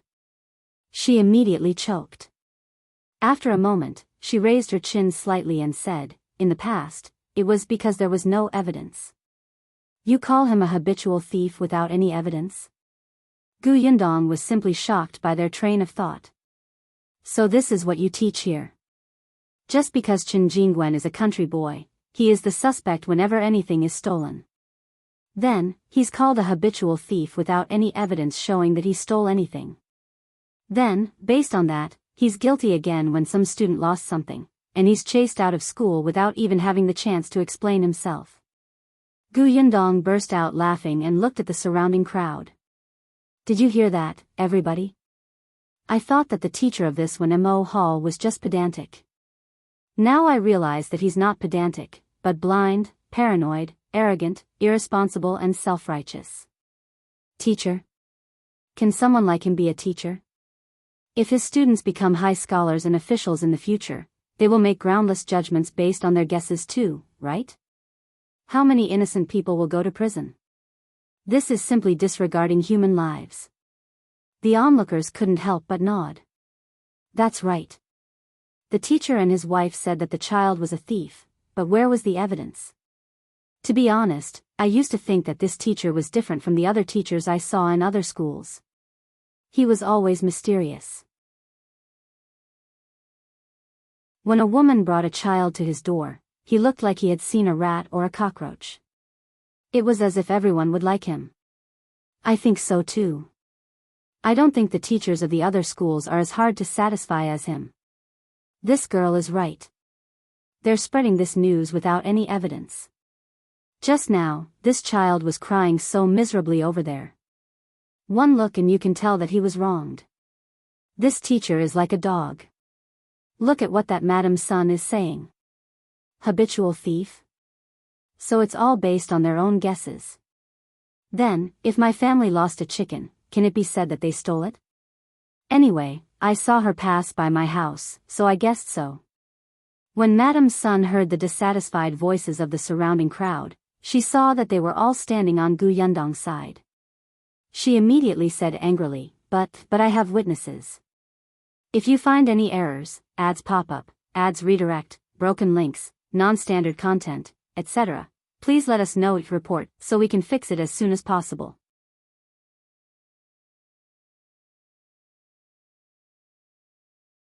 Chapter 754, The So-Called Witness. As soon as he said that, the whispers in the surroundings instantly stopped. Everyone looked at each other. Witness? Gu Yundong also raised her eyebrows. Witness? Where are they? Madam's son sneered and shouted into the door, Sister-in-law Wu, tell me, is this Qingyuan dirty? Did he steal your things in the past? There was no movement inside the door for a long time. After a long time, a figure slowly walked out. Gu Yundong was stunned. It was her.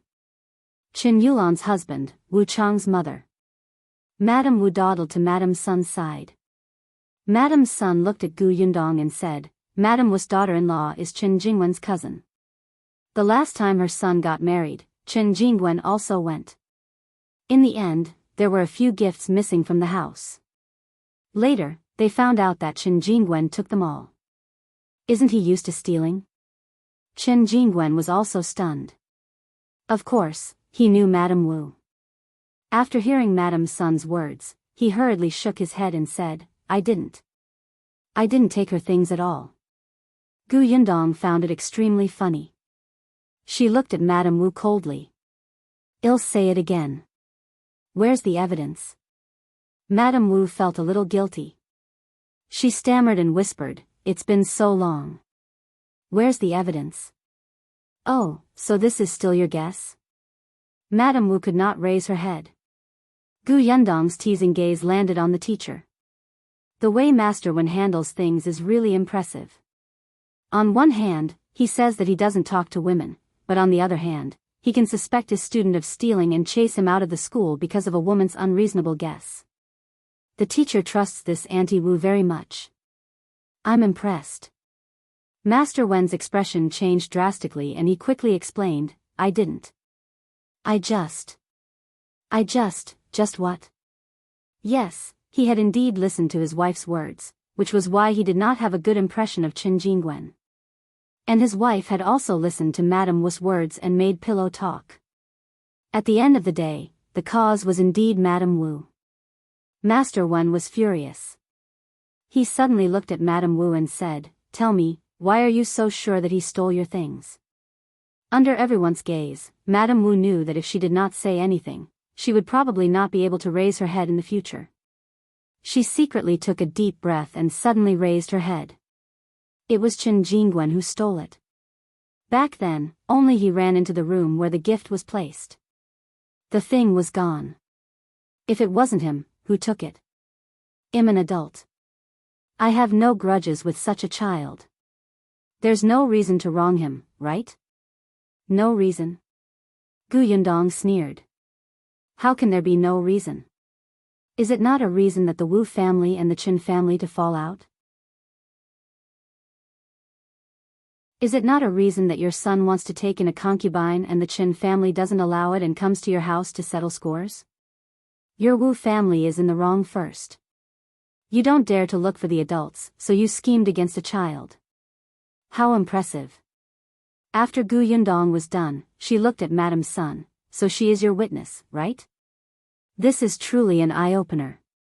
She made up stuff in front of you because of personal grudges, and you lambasted an innocent child based on that. In the end, your husband blamed everything on him and chased him out of school. Elementary scholar? Teacher?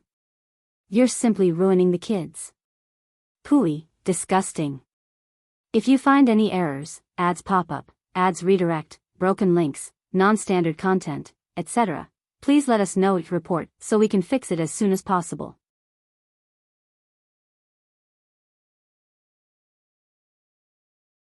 Chapter 755, Admitting Mistake. Madame Sun's expression changed. She looked at Madame Wu, hoping that she would say more, but Madame Wu was simply making something out of nothing. Facing Gu Yundong's pressure, Madame Wu did not have any confidence. She could only grit her teeth and hold her hands tightly. However, her mind was blank and she could not find any words to refute. Master Wen almost fainted. He felt more and more people around him, and the way they looked at him was getting worse. Even the students who had run out to watch the show began to whisper. Gu Yundong looked at Master Wen. Say something. Where's the evidence? Did a dog eat your conscience when you were hurting a child like this? You, don't pester me here. Because you can't reason with me, you say that I'm pestering you endlessly. Let everyone be the judge. Who's in the wrong in this matter? Who's pestering someone else endlessly and refusing to admit their mistake? Who's disregarding human lives and ruining a child's future? After Gu Yundong finished speaking, someone beside him immediately shouted, I say, Master Wen, you said that the child was a thief. Show me the evidence. That's right. What right do you have to say that the child's father can't give him 50 copper coins as a reward? I even gave my child a tael of silver as New Year's money. I think he just thinks that the child is easy to bully because he came from the countryside and doesn't have a backer. He might as well find a scapegoat. You think you can be a teacher and educate others? Fortunately, my child hasn't come here to study. These few days, I'm thinking of sending my child over to be enlightened. Forget it, I'll go back and find another school. Fortunately, you didn't send your child over. Otherwise, if something was missing from the school, they might even chase your child out. There were more and more voices, and they were getting louder. At this moment, Master Wen wished he could find a hole to hide in. Madame's son glared at Madame Wu fiercely, angry that she was actually using her. In the end, he had no choice. Seeing that the accusations around him were getting louder and louder, Master Wen was afraid that the entire town would be attracted over. He could only take a deep breath and say, this is indeed my mistake. I misjudged Qingyuan. After saying that, he looked at Qingyuan and said, the decision to expel you from the school is cancelled. You're still a student of Wenhuo Hall. Come back to class with me. Gu Yundong wanted to spit in his face. You want to let it go so easily after wronging someone? No way. She looked down at Niu Dan beside her. Are you going back to school? Gu Yundong did not want him to continue, but Niu Dan was not her biological younger brother after all. She could not decide for him on this matter.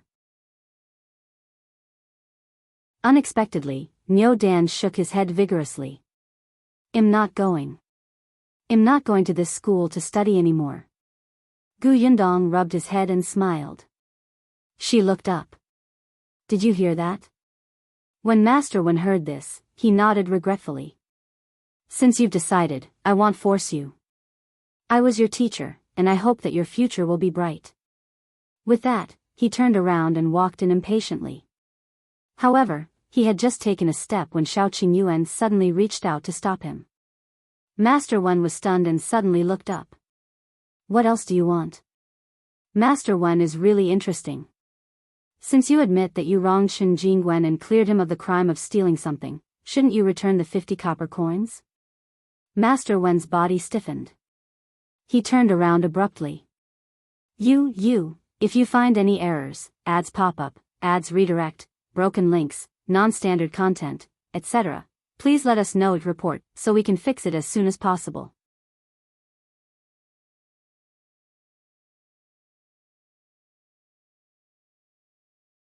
Chapter 756. Return the money. Could it be that what Master Wen said just now was all fake? Your apology was not from the bottom of your heart. It was just a show for others? Master Wen denied it on the spot. Of course not. It's just that Qingyuan said that the 50 copper coins was his, and Liu Xiahui also said that it was his. Both of them, in that case, call Liu Xiahui out. Let's face each other on the spot. How about that? The onlookers expressed that they had not finished watching the commotion and listening to the gossip. Master Wen had to continue making a fool of himself, so they agreed. That's right. Let's confront each other on the spot so that we don't malign the child. Call Liu Xiahui out. Master Wen had no choice.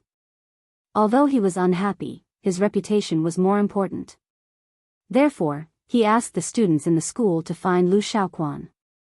Liu Xiahui was about 10 years old and looked older than Niu Dan. He was still a little nervous when he came over. He did not know where to put his hands and feet. Yundong narrowed her eyes and sized him up for a while. When he walked out of the door, she asked, "You said that the 50 copper coins is yours, right?" Liu Xiahui quickly nodded. It's mine. In that case, is there any mark on the 50 copper coins? Mark? Liu Xiahui looked surprised and reached into his pocket. He really could not understand what mark there was on the money. He was still young and it was his first time doing such a thing. He could not take it anymore in the face of a wily old fox like Yundong. He lowered his head and did not dare to look up. Yundong continued, "You might not know, but Qingyuan's 50 copper coins were given to him by his father in front of me. Before giving it to him, his father happened to be writing and accidentally knocked over the ink, so the 50 copper coins were stained. I have ink on my 50 copper coins. They were stained when I was doing my writing this morning, so, he couldn't finish." In an instant, he felt that his mouth was too fast and that something was wrong. Yundong smiled and asked Niu Dan, "Is there ink on your 50 copper coins?" Niu Dan shook his head. "No, there's no color on my copper coins. Oh, a few copper coins are stained with soil. I plan to wash them properly when I get back." Yundong smiled and looked at Master Wen and the crowd. Did everyone hear that? Now, let's see what the 50 copper coins look like, shall we? Liu Xiahui was too young and flustered. The others were not stupid and could tell that something was wrong in an instant. Master Wen's face was even more ashen. He looked at Liu Xiahui and shouted coldly, "Aren't you going to take out the 50 copper coins?" Liu Xiahui was so frightened that he trembled and took out a string of copper coins. Master Wen looked carefully. There was no ink at all, and there was indeed soil on 2 copper coins. It was obvious who was telling the truth. His cold gaze landed on Liu Xiahui. "Tell me, is this 50 copper coins yours?" Master Wen was usually very dignified. With this solemnness, the kid was immediately frightened to tears. "It's not mine. I accidentally saw Qingyuan counting copper coins in the corner. In a moment of greed, I deliberately said that it was mine. Boo-hoo, I was wrong, Master. Don't chase me away." Master Wen's expression was very ugly. Madame Sun, who was beside him, was speechless for a long time. Shao Qingyuan took the string of copper coins from Master Wen and handed it to Niu Dan. "If you find any errors, ads pop up, ads redirect, broken links, non-standard content, etc., please let us know. Report, so we can fix it as soon as possible."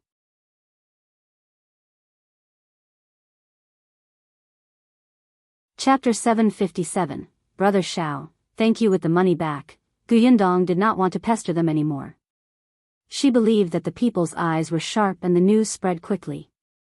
It wouldn't be long before everyone in this area knew what Master Wen had done today. For a person who valued his reputation more than anything else, it was enough for Master Wen to suffer for a long time. But before she left, Gu Yundong gave him a blow. To find the truth in such a small matter with such a simple question, even I can easily judge it. However, Master Wen made such a simple case so complicated. As expected of the knowledgeable elementary scholar. Today, we have all learned something. Pfft, someone couldn't help but laugh. Master Wen finally couldn't take it anymore. His footsteps began to become unstable, and his fingers trembled. Gu Yundong's eyes widened.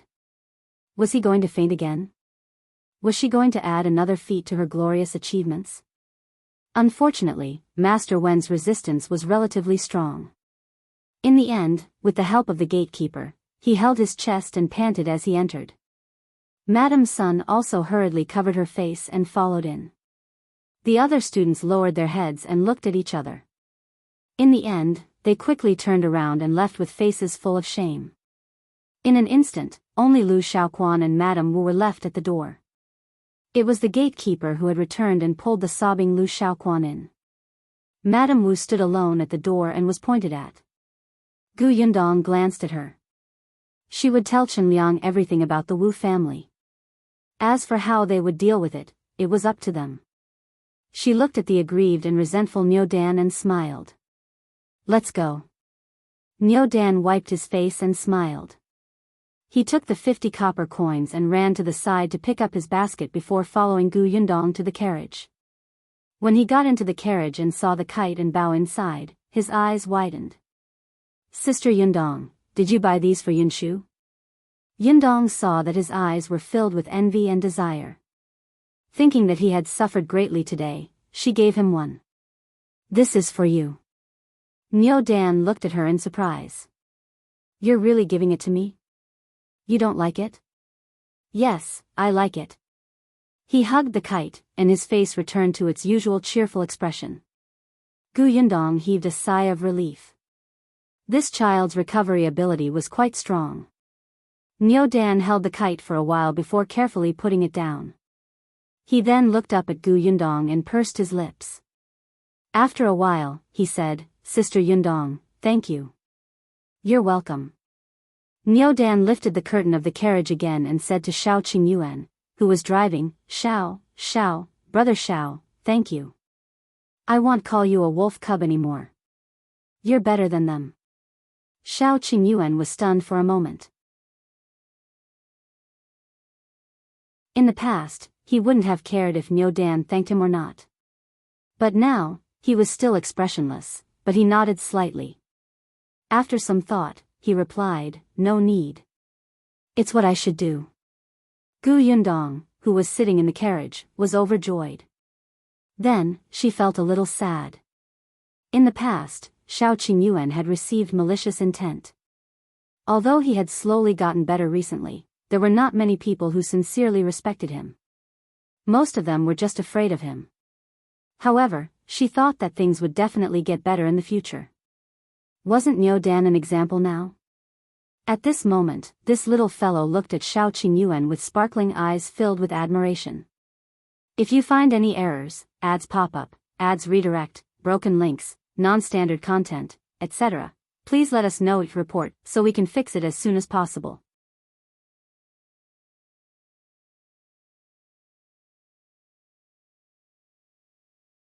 Chapter 758. I should have listened to you long ago. The three of them quickly arrived at Yongfu village in a carriage.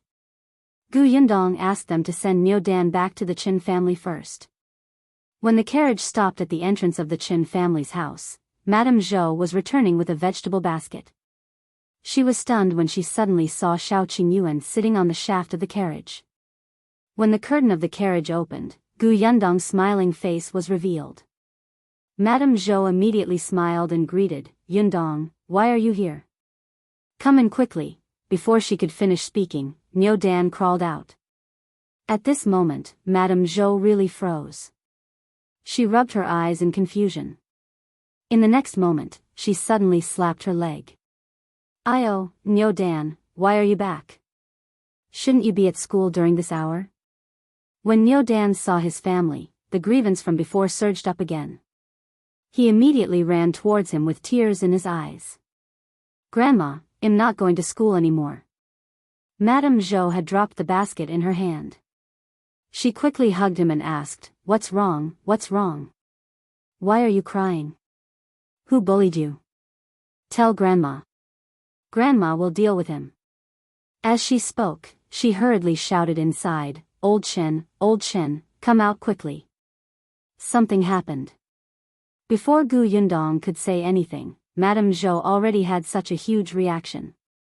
If she said anything later, the woman would probably be even angrier. However, on second thought, it made sense. If her Yun Shu was chased out of the school like a thief without distinguishing between right and wrong, she would have the urge to tear down that school. Chen Liang came out very quickly. He was a little more rational than Madame Zhou. Although he was also concerned about why Niu Dan had returned without a hitch, when he saw Gu Yundong and Shao Qingyuan, he invited them in first before asking about the situation. The group of people entered the central room. Madame Song, who was working at the back, also heard the sound and ran over. Gu Yundong tried her best to explain the matter in detail in a calm voice. Before she could finish speaking, she saw Madame Zhou and Madame Song begin to wipe their tears. Their hearts ached as they hugged Niu Dan. Even Chen Liang was so angry that his face turned green. His hands were clenched tightly, and he looked like he wanted to rush over and settle the score with that teacher. After Gu Yundong finished speaking, Madame Zhou gritted her teeth and said, "I knew that the Wu family was not a good thing. Wu Chong is arrogant and the Wu couple is narrow-minded. It's fine if they fell out with our family, but they actually took revenge on a child. I'm so angry. I'm going to tear her apart." Madame Song hugged Niu Dan and nodded vigorously. "I'll go too." Chen Liang took a deep breath. "All right, we still have to consider this matter at length." Then, he turned around and said to Shao Qingyuan and Gu Yundong, "Thank you so much for today. If not for you, our Niu Dan would have been ruined." Gu Yundong sighed. "Uncle Chen, don't say that. We're from the same village, and Niu Dan calls me sister. What kind of person would I be if I just stood by and did nothing when something like this happened?" After saying that, Gu Yundong suddenly felt that something was amiss. The seniority seemed to be messed up. However, after today's incident, I'm afraid Niu Dan won't be able to go to school. It's good that Uncle Chen doesn't blame me for blowing things up. Chen Liang waved his hand. "It's fine if he doesn't go to that kind of school. When you told me that the teacher was too pedantic, I should have listened to you.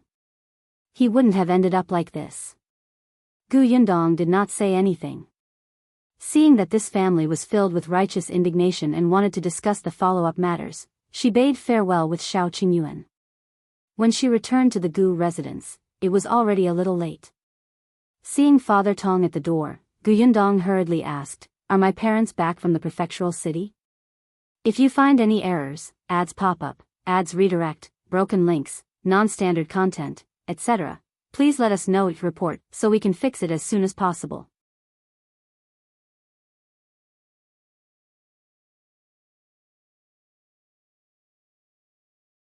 Chapter 759. Knowing that you are unlikable. When Father Tong saw them return, he was instantly happy. This young lady and her future husband had gone into the mountains together.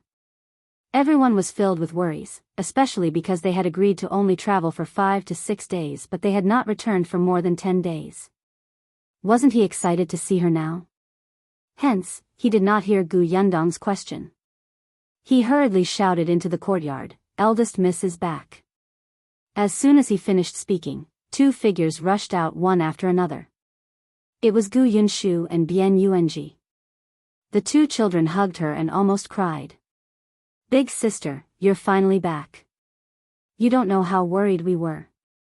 Cousin, are you all right?" The 2 of them were at home. At this moment, it was time for them to be given the clothes-making vacation. Qin Wensheng School was on vacation, and so was Tianhai Academy. Only the Wenmo Hall that she saw today felt that there was no need to give the students the clothes-making vacation, which would waste their time. In any case, the students were from the nearby villages and towns. There was no need for them to go back and put on more clothes to ward off the cold.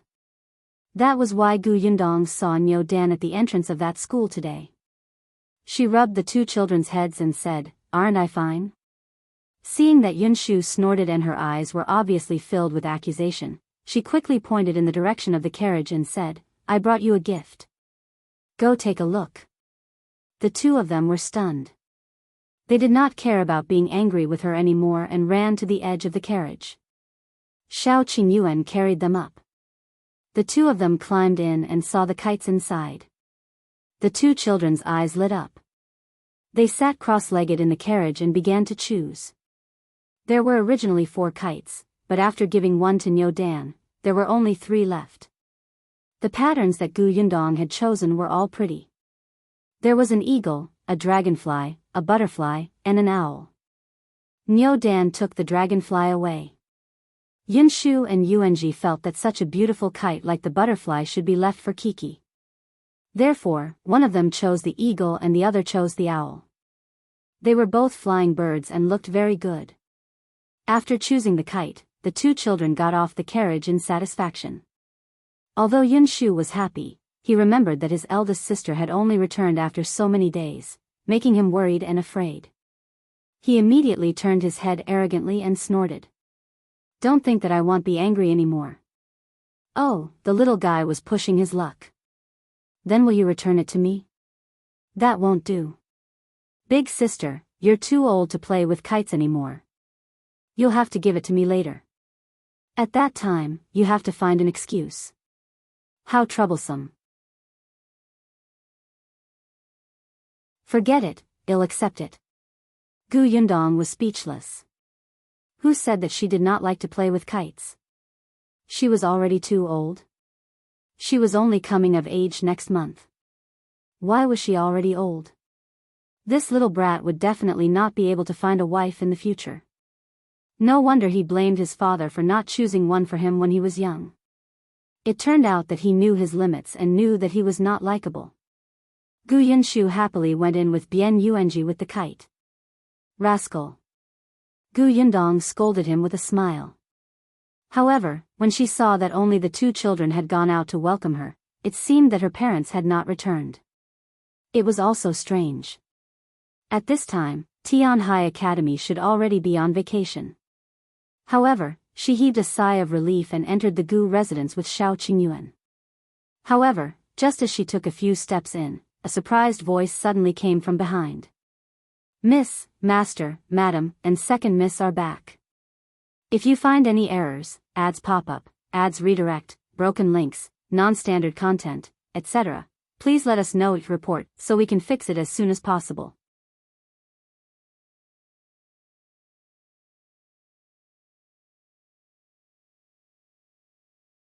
Chapter 760. A man among women. Yundong stumbled and almost fell forward. Fortunately, Shao Qingyuan was quick-witted and rushed forward to support her. Yundong looked at him and said softly, "Should I say that we're lucky or unlucky?" It was also very coincidental that they had only returned a step earlier than her parents. Shao Qingyuan laughed. "Let's go and welcome your parents." "Yeah." The two of them turned around. Yunshu and Yuanji, who had also heard the sound, rushed past them and ran to the door. When Yundong walked out of the door, she happened to see Yunshu, Yunka, and Yuanji hugging each other tightly, as if this was the only way to express their affection for each other. The children were jumping around, clearly overjoyed. Even Madame Yang was envious and went forward to hug them. Yundong almost laughed out loud. She hurriedly shifted her gaze to her father. Unexpectedly, Dajiang's face darkened as he looked at her unhappily. Yundong's heart skipped a beat. Could it be that he knew that she had been in the mountains for so many days? No way, didn't father just come back? Yundong coughed lightly and asked softly, "Father, why did you only come back today? You still have the cheek to say that?" Dajiang was also very depressed. He snorted coldly. "Your milk tea shop opened yesterday, but a few days ago, Shuetao came to the prefectural city and said that you had something on and couldn't come. Eldest Miss Nya asked me to represent you. Otherwise, I would have returned 2 days ago. Gu Dajiang was unhappy. Firstly, he couldn't come back earlier. He had gone back on his word to his wife and daughter, causing Madame Yang and Kiki to lose their spirits. Secondly, he was a man, and the milk tea shop was specially open to entertain female customers. Although some men came to celebrate the opening day, most of them gave gifts and left. He was the only one who stayed there from the beginning to the end. Those women whispered to each other about him in a strange manner. Gu Dajiang still felt uncomfortable when he thought of that scene. He was a man, and he didn't know where to look when he was in a place full of women. Fortunately, Madame Dai saw through his predicament and let him come back first. Only then did he heave a sigh of relief. After listening to the entire process, Gu Yundong could only hold back her laughter and quickly apologize to him. Father, you've worked hard. I know that you did something that you were unhappy about for me. You're the best father in the world. Humph. Although Gu Dajiang glared at her, he enjoyed what she said. He let Gu Yundong help him into the courtyard. After entering the courtyard and sitting down, Gu Yundong asked about the situation in the prefectural city. The milk tea was ready. Although Gu Yundong did not attend the opening ceremony, Madame Dai must have known that she had gone deep into the mountains. She had also told him about her family's matters, and briefly mentioned entering the deep mountains. Yunshu, who was at the side, glared at her while remaining silent. He did not say anything about his sister not returning home for more than 10 days. However, when Gu Yundong mentioned the matter of Niu Dan today, the little fellow finally could not take it anymore. He stood up and was about to run towards the Qin family. It was Gu Dajiang who quickly pulled her back. The Qin family must be discussing this matter now. Don't join in the mess. It's the same if you look for him tomorrow. Only then did Yunshu calm down, but he still clenched his small fists and looked angry. Gu Yundong thought of something else. Now that Niu Dan can't go to Wenhuo Hall to study, I don't know which school he will go to next. If you find any errors, ads pop up, ads redirect, broken links, non-standard content, etc., please let us know if you report so we can fix it as soon as possible.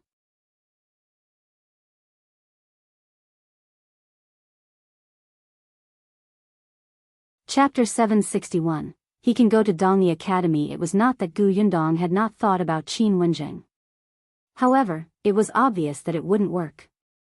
Not to mention how long Qin Wenjing would have to teach, he had more and more things to do now. He probably didn't have the energy to take in any more students. Ever since Yunshu and Yuanji entered the school, Qin Wenjing had never recruited anyone again, right?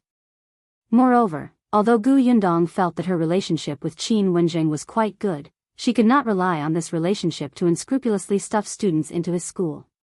She had already stuffed 2 of them in. Between the two, Qin Wenjing had taken a fancy to Yunshu's talent, and Gu Yundong had exchanged for Yuanji with conditions. Not on Qin Wensheng's side. As for other places, there were only 2 schools in town, and one was Wenhuo Hall.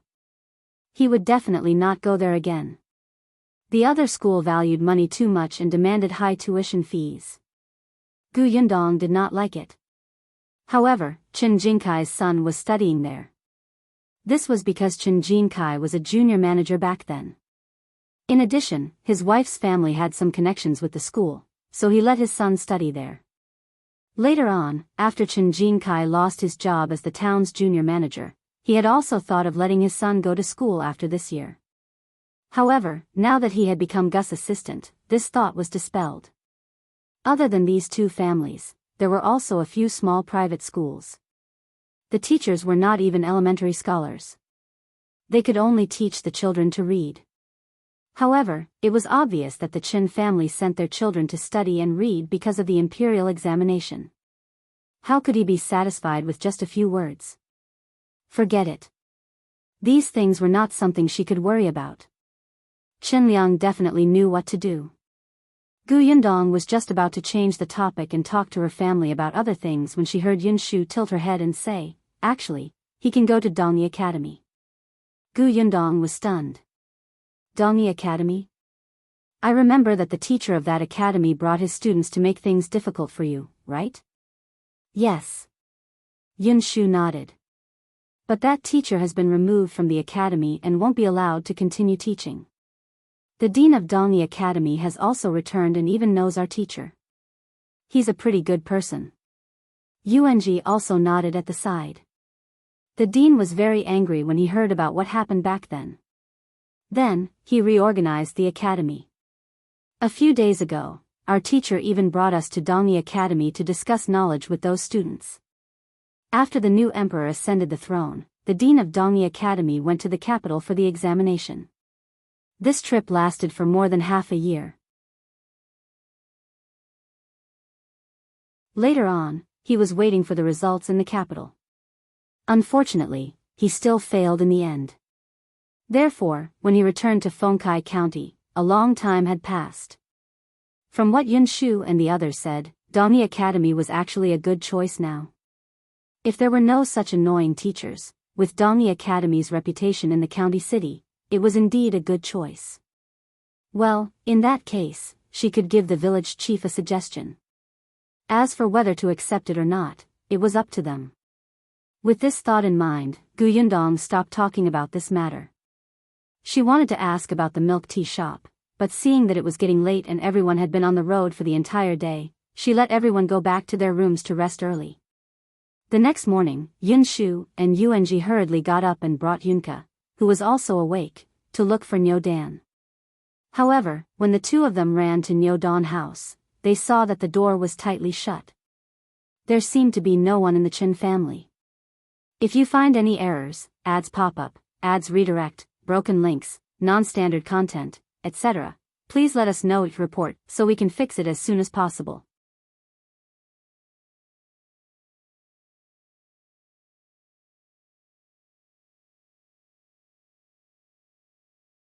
Fortunately, although he was young, he was already a little dignified in the village. Everyone could only watch but not touch the kites. At most, they could only touch the kite strings. In the end, the kites were finally released into the sky. Looking at the butterfly, eagle, and owl that were getting higher and higher, the children below screamed excitedly. The rising and falling sounds attracted many adults to come out and watch. Actually, they wanted to fly the kites too. When Niu Dan returned, he saw such a lively scene when he passed by the barnyard. His eyes lit up. He quickly stopped the ox cart and ran home. He took out his kite and joined. After waiting for him to play happily for a while, Yunshu gave her kite to Zheng Lu and ran to his side to talk to him. Niu Dan, did you go and settle scores with that teacher from Wenhuo Hall today? That's right. Niu Dan was so excited that his face was red. Today, his father, grandfather, and some uncles accompanied him. He actually made Master Wen apologize to him. If you find any errors, ads pop up, ads redirect, broken links, non-standard content, etc., please let us know it report so we can fix it as soon as possible.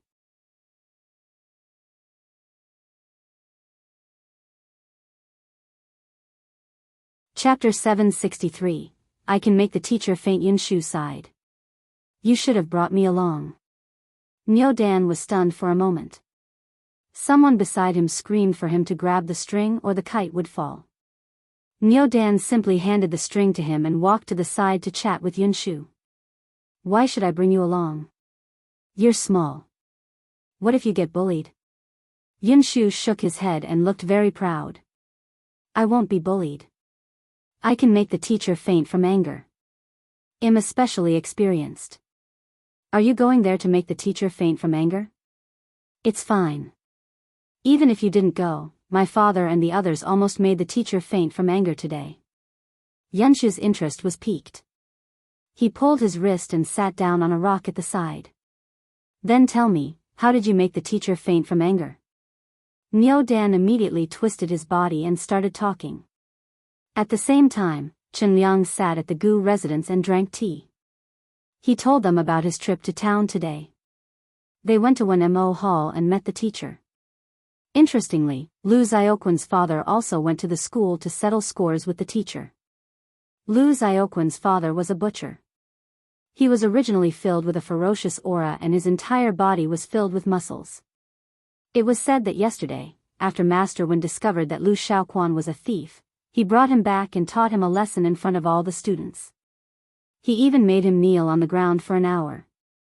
In the end, he even chased him out of the school and refused to acknowledge him as a student.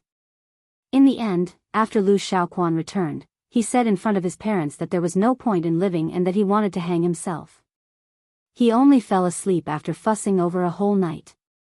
Hence, Father Liu came over early in the morning. When Qinliang said this, he was still a little angry.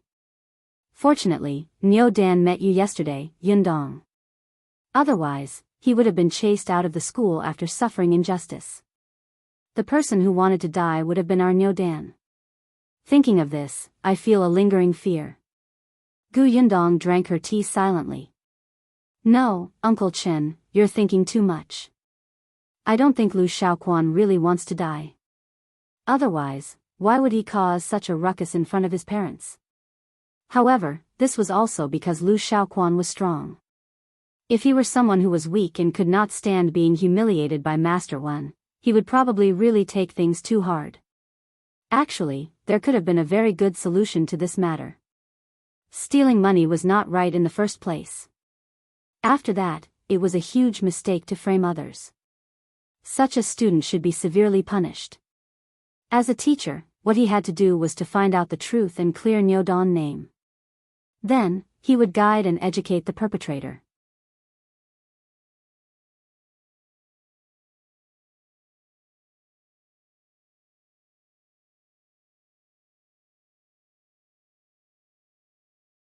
Chapter 764. Completely disheartened after this incident, Master Wen's reputation was completely ruined.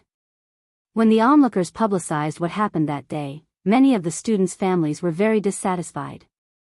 Gradually, the number of students in Wenhuo Hall decreased. In the end, there were only 5 or 6 left. Because of this, Master Wen blamed his wife, Madame Sunday. If not for her carelessness in making friends and interacting with such a selfish and mean person, he would not have become a knife in her hand to deal with Qingyuan like this. Not only did he lose face, but he could not even be a teacher. Madame Sun felt even more bitter in her heart. She hated Madame Wu so much that she gritted her teeth.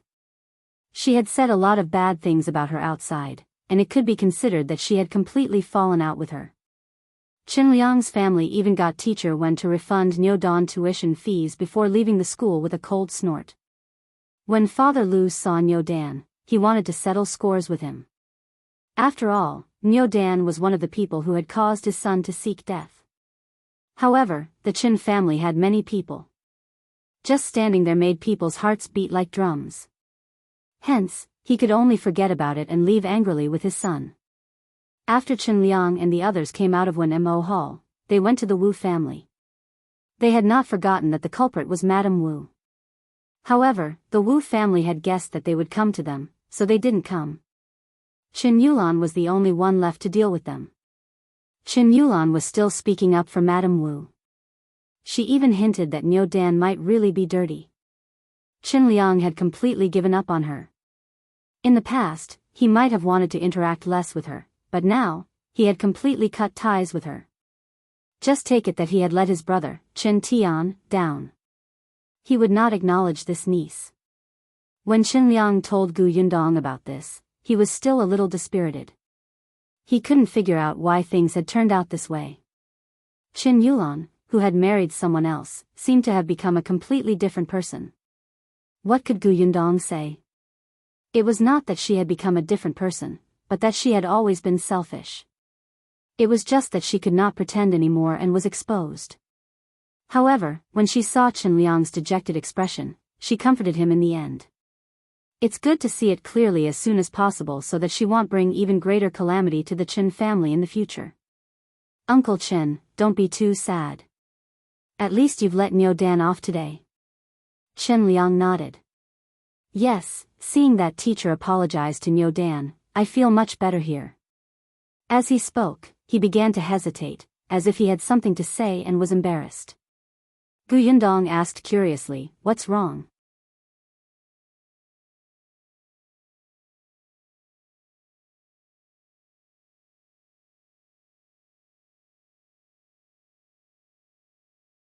Chapter 765. Why don't you want to go? Uncle Chen was the first to react. He immediately scolded, "What do you mean by not studying anymore? Don't spout nonsense. You know how many children in this village don't even have the chance to study. You can only sit there and study obediently because your parents are promising. But you actually don't cherish it." He was right. How difficult was studying these days? Although he was the village chief, it was also very difficult for him to provide for his two grandsons to study. However, he knew the benefits of knowledge. As long as his grandson could become an elementary scholar or high scholar, it could change their life. That was why he had shamelessly come to the Gu family today and carefully asked about the school. Qingyuan even had some hidden thoughts in his heart. He had seen Qin Wenjing before. Although he did not know his exact identity, he could tell from the man's aura that he was definitely not an ordinary person, especially since Yunshu and Yuanji were both studying at his place. They had been in school for less time than Niu Dan, but they had learned more than Niu Dan. It was said that they even had to learn how to ride horses and shoot arrows. That school was much more awesome than that Wenhuo Academy. Who wouldn't want to go to such a good school? However, he had also asked around. Teacher Qin had strict requirements for accepting students. It depended on talent and fate. Actually, he also knew that the hope was slim, but Qin Wenjing and Gu Yundong had a good relationship, so he still wanted to give it a try. Perhaps he would succeed. However, he did not expect his grandson to be unwilling to go to school. Previously, Qinliang had fainted from anger. Now, he had almost fainted from anger because of his grandson. However, Niu Dan's face was flushed red. His small hands were clenched tightly, and he looked very agitated and resistant. Qinliang wanted to say something, but Gu Dajiang shook his head slightly and pulled Niu Dan over. He wasn't familiar with Niu Dan, but from what his son often said, he quite liked this enthusiastic and energetic little fellow. He asked gently in a low voice, "Why don't you want to study anymore?" "It's not good to study at all. I'm unhappy and can't go home. The teacher doesn't let us play. Even if we have time to rest, we have to sit in our seats and read. We can't be in the toilet for the time of more than half a cup of tea. I feel uncomfortable. I feel like I can't breathe." Niu Dan's expression became pained as he spoke. Gu Yundong understood that Niu Dan had developed a distaste for learning. Moreover, this phenomenon had not happened for a day or two. He must have felt suffocated under the pressure of the literary master. As expected, Master Wen was not suitable to be a master.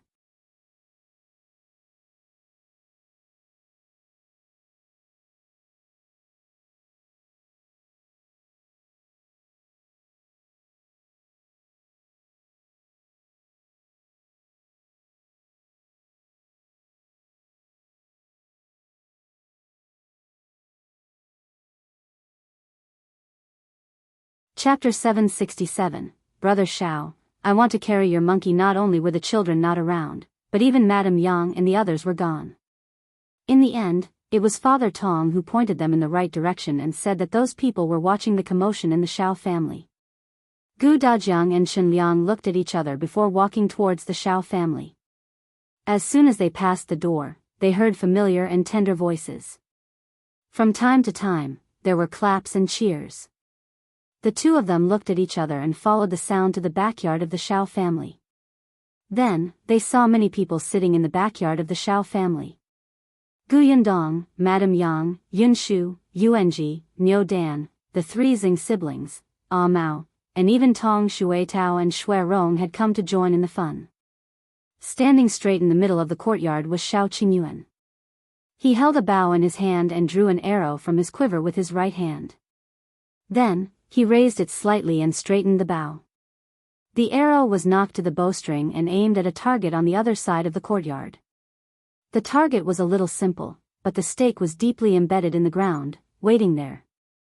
Shao Qingyuan stretched out his arm, drew the bow, and aimed. Then, he loosened his fingertips slightly.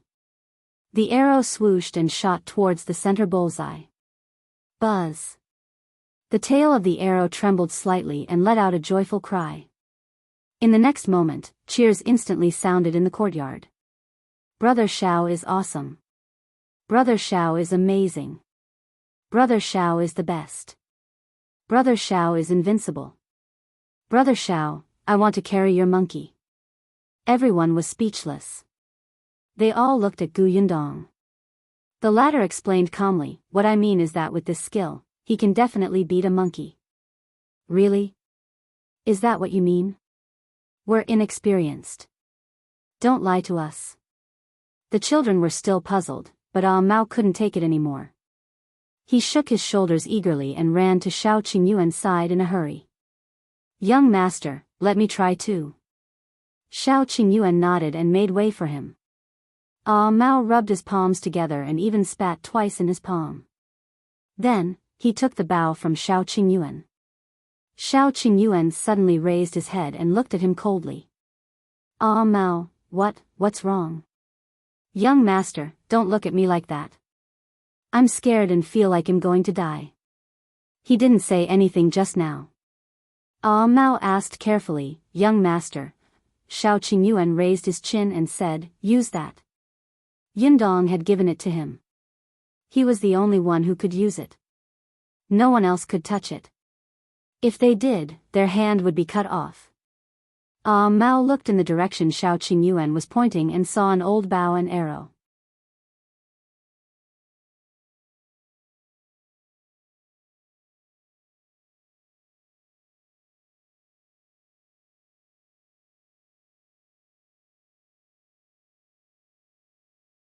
Although she still did not understand why they were laughing, she also smiled foolishly. Now, there was only Mao left standing alone in front of the target. His back view was especially miserable. He swore that from today onwards, he would train hard in archery. Fortunately, Go and his brother learned from his lesson and stopped showing off. They really took a few steps forward and shortened the distance slightly. Although they didn't hit the bullseye like Shao Qingyuan, at least they didn't miss the target. In the end, they became more and more familiar, and their results gradually improved. The children also wanted to shoot arrows, but Shao Qingyuan's arrows were still too big and heavy for them. The others had never learned it before. Although Yunshu and Yuanji had taken riding and archery lessons with Qin Wenjing, it was only limited to the most basic teaching. Moreover, the bows and arrows they used were different. If you find any errors, ads pop up, ads redirect, broken links, non-standard content, etc., please let us know each report so we can fix it as soon as possible.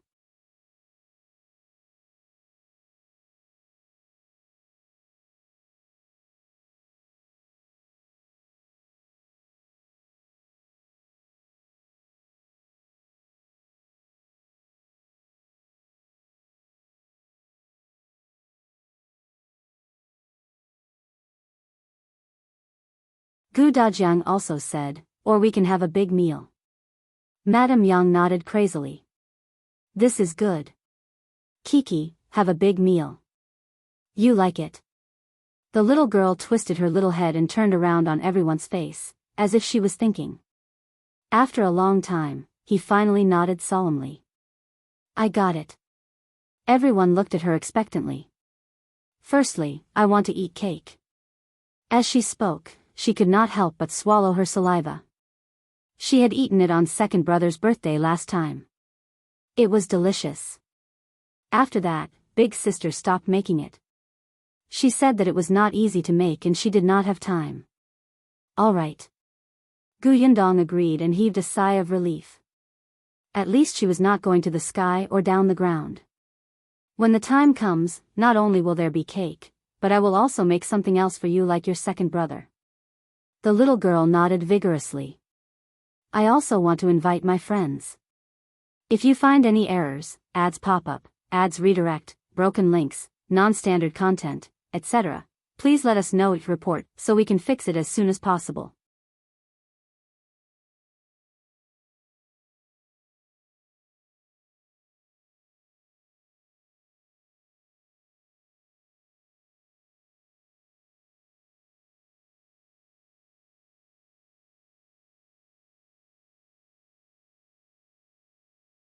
As for why Lu Wei told her, it was because there was a time when she wanted to sit in that corner private room, but Lu Wei didn't let her. He had a strange expression on his face. One moment, he said that there were guests in that private room, and the next moment, he said that there weren't. He contradicted himself and gave himself away, and then she tricked him. Coincidentally, Tao Xing entered the room today. Gu Yundong smiled and walked to the door of the private room. She looked around and did not see the waiter and shopkeeper. He quietly pushed the door open and walked in. Then, he locked the door from the inside. Then, she tiptoed to the wooden wall separating the private room and pressed her ear against it. In the end, there was still a layer between them. The voice on the other end was a little blurry. After a while, Tao Xing and the other two seemed to hear the waiter bringing the dishes over. Except for the waiter reporting the dishes, they didn't say anything. It was not until the waiter finished serving the dishes and left after saying, "Please enjoy your meal, sir." When the door of the private room was closed, one of the voices could be heard. "Second young master, don't be too angry. There's always a solution." The voice sounded a little low. It should be the middle-aged man speaking. "If you find any errors, ads pop up, ads redirect, broken links, non-standard content, etc., please let us know. Report so we can fix it as soon as possible."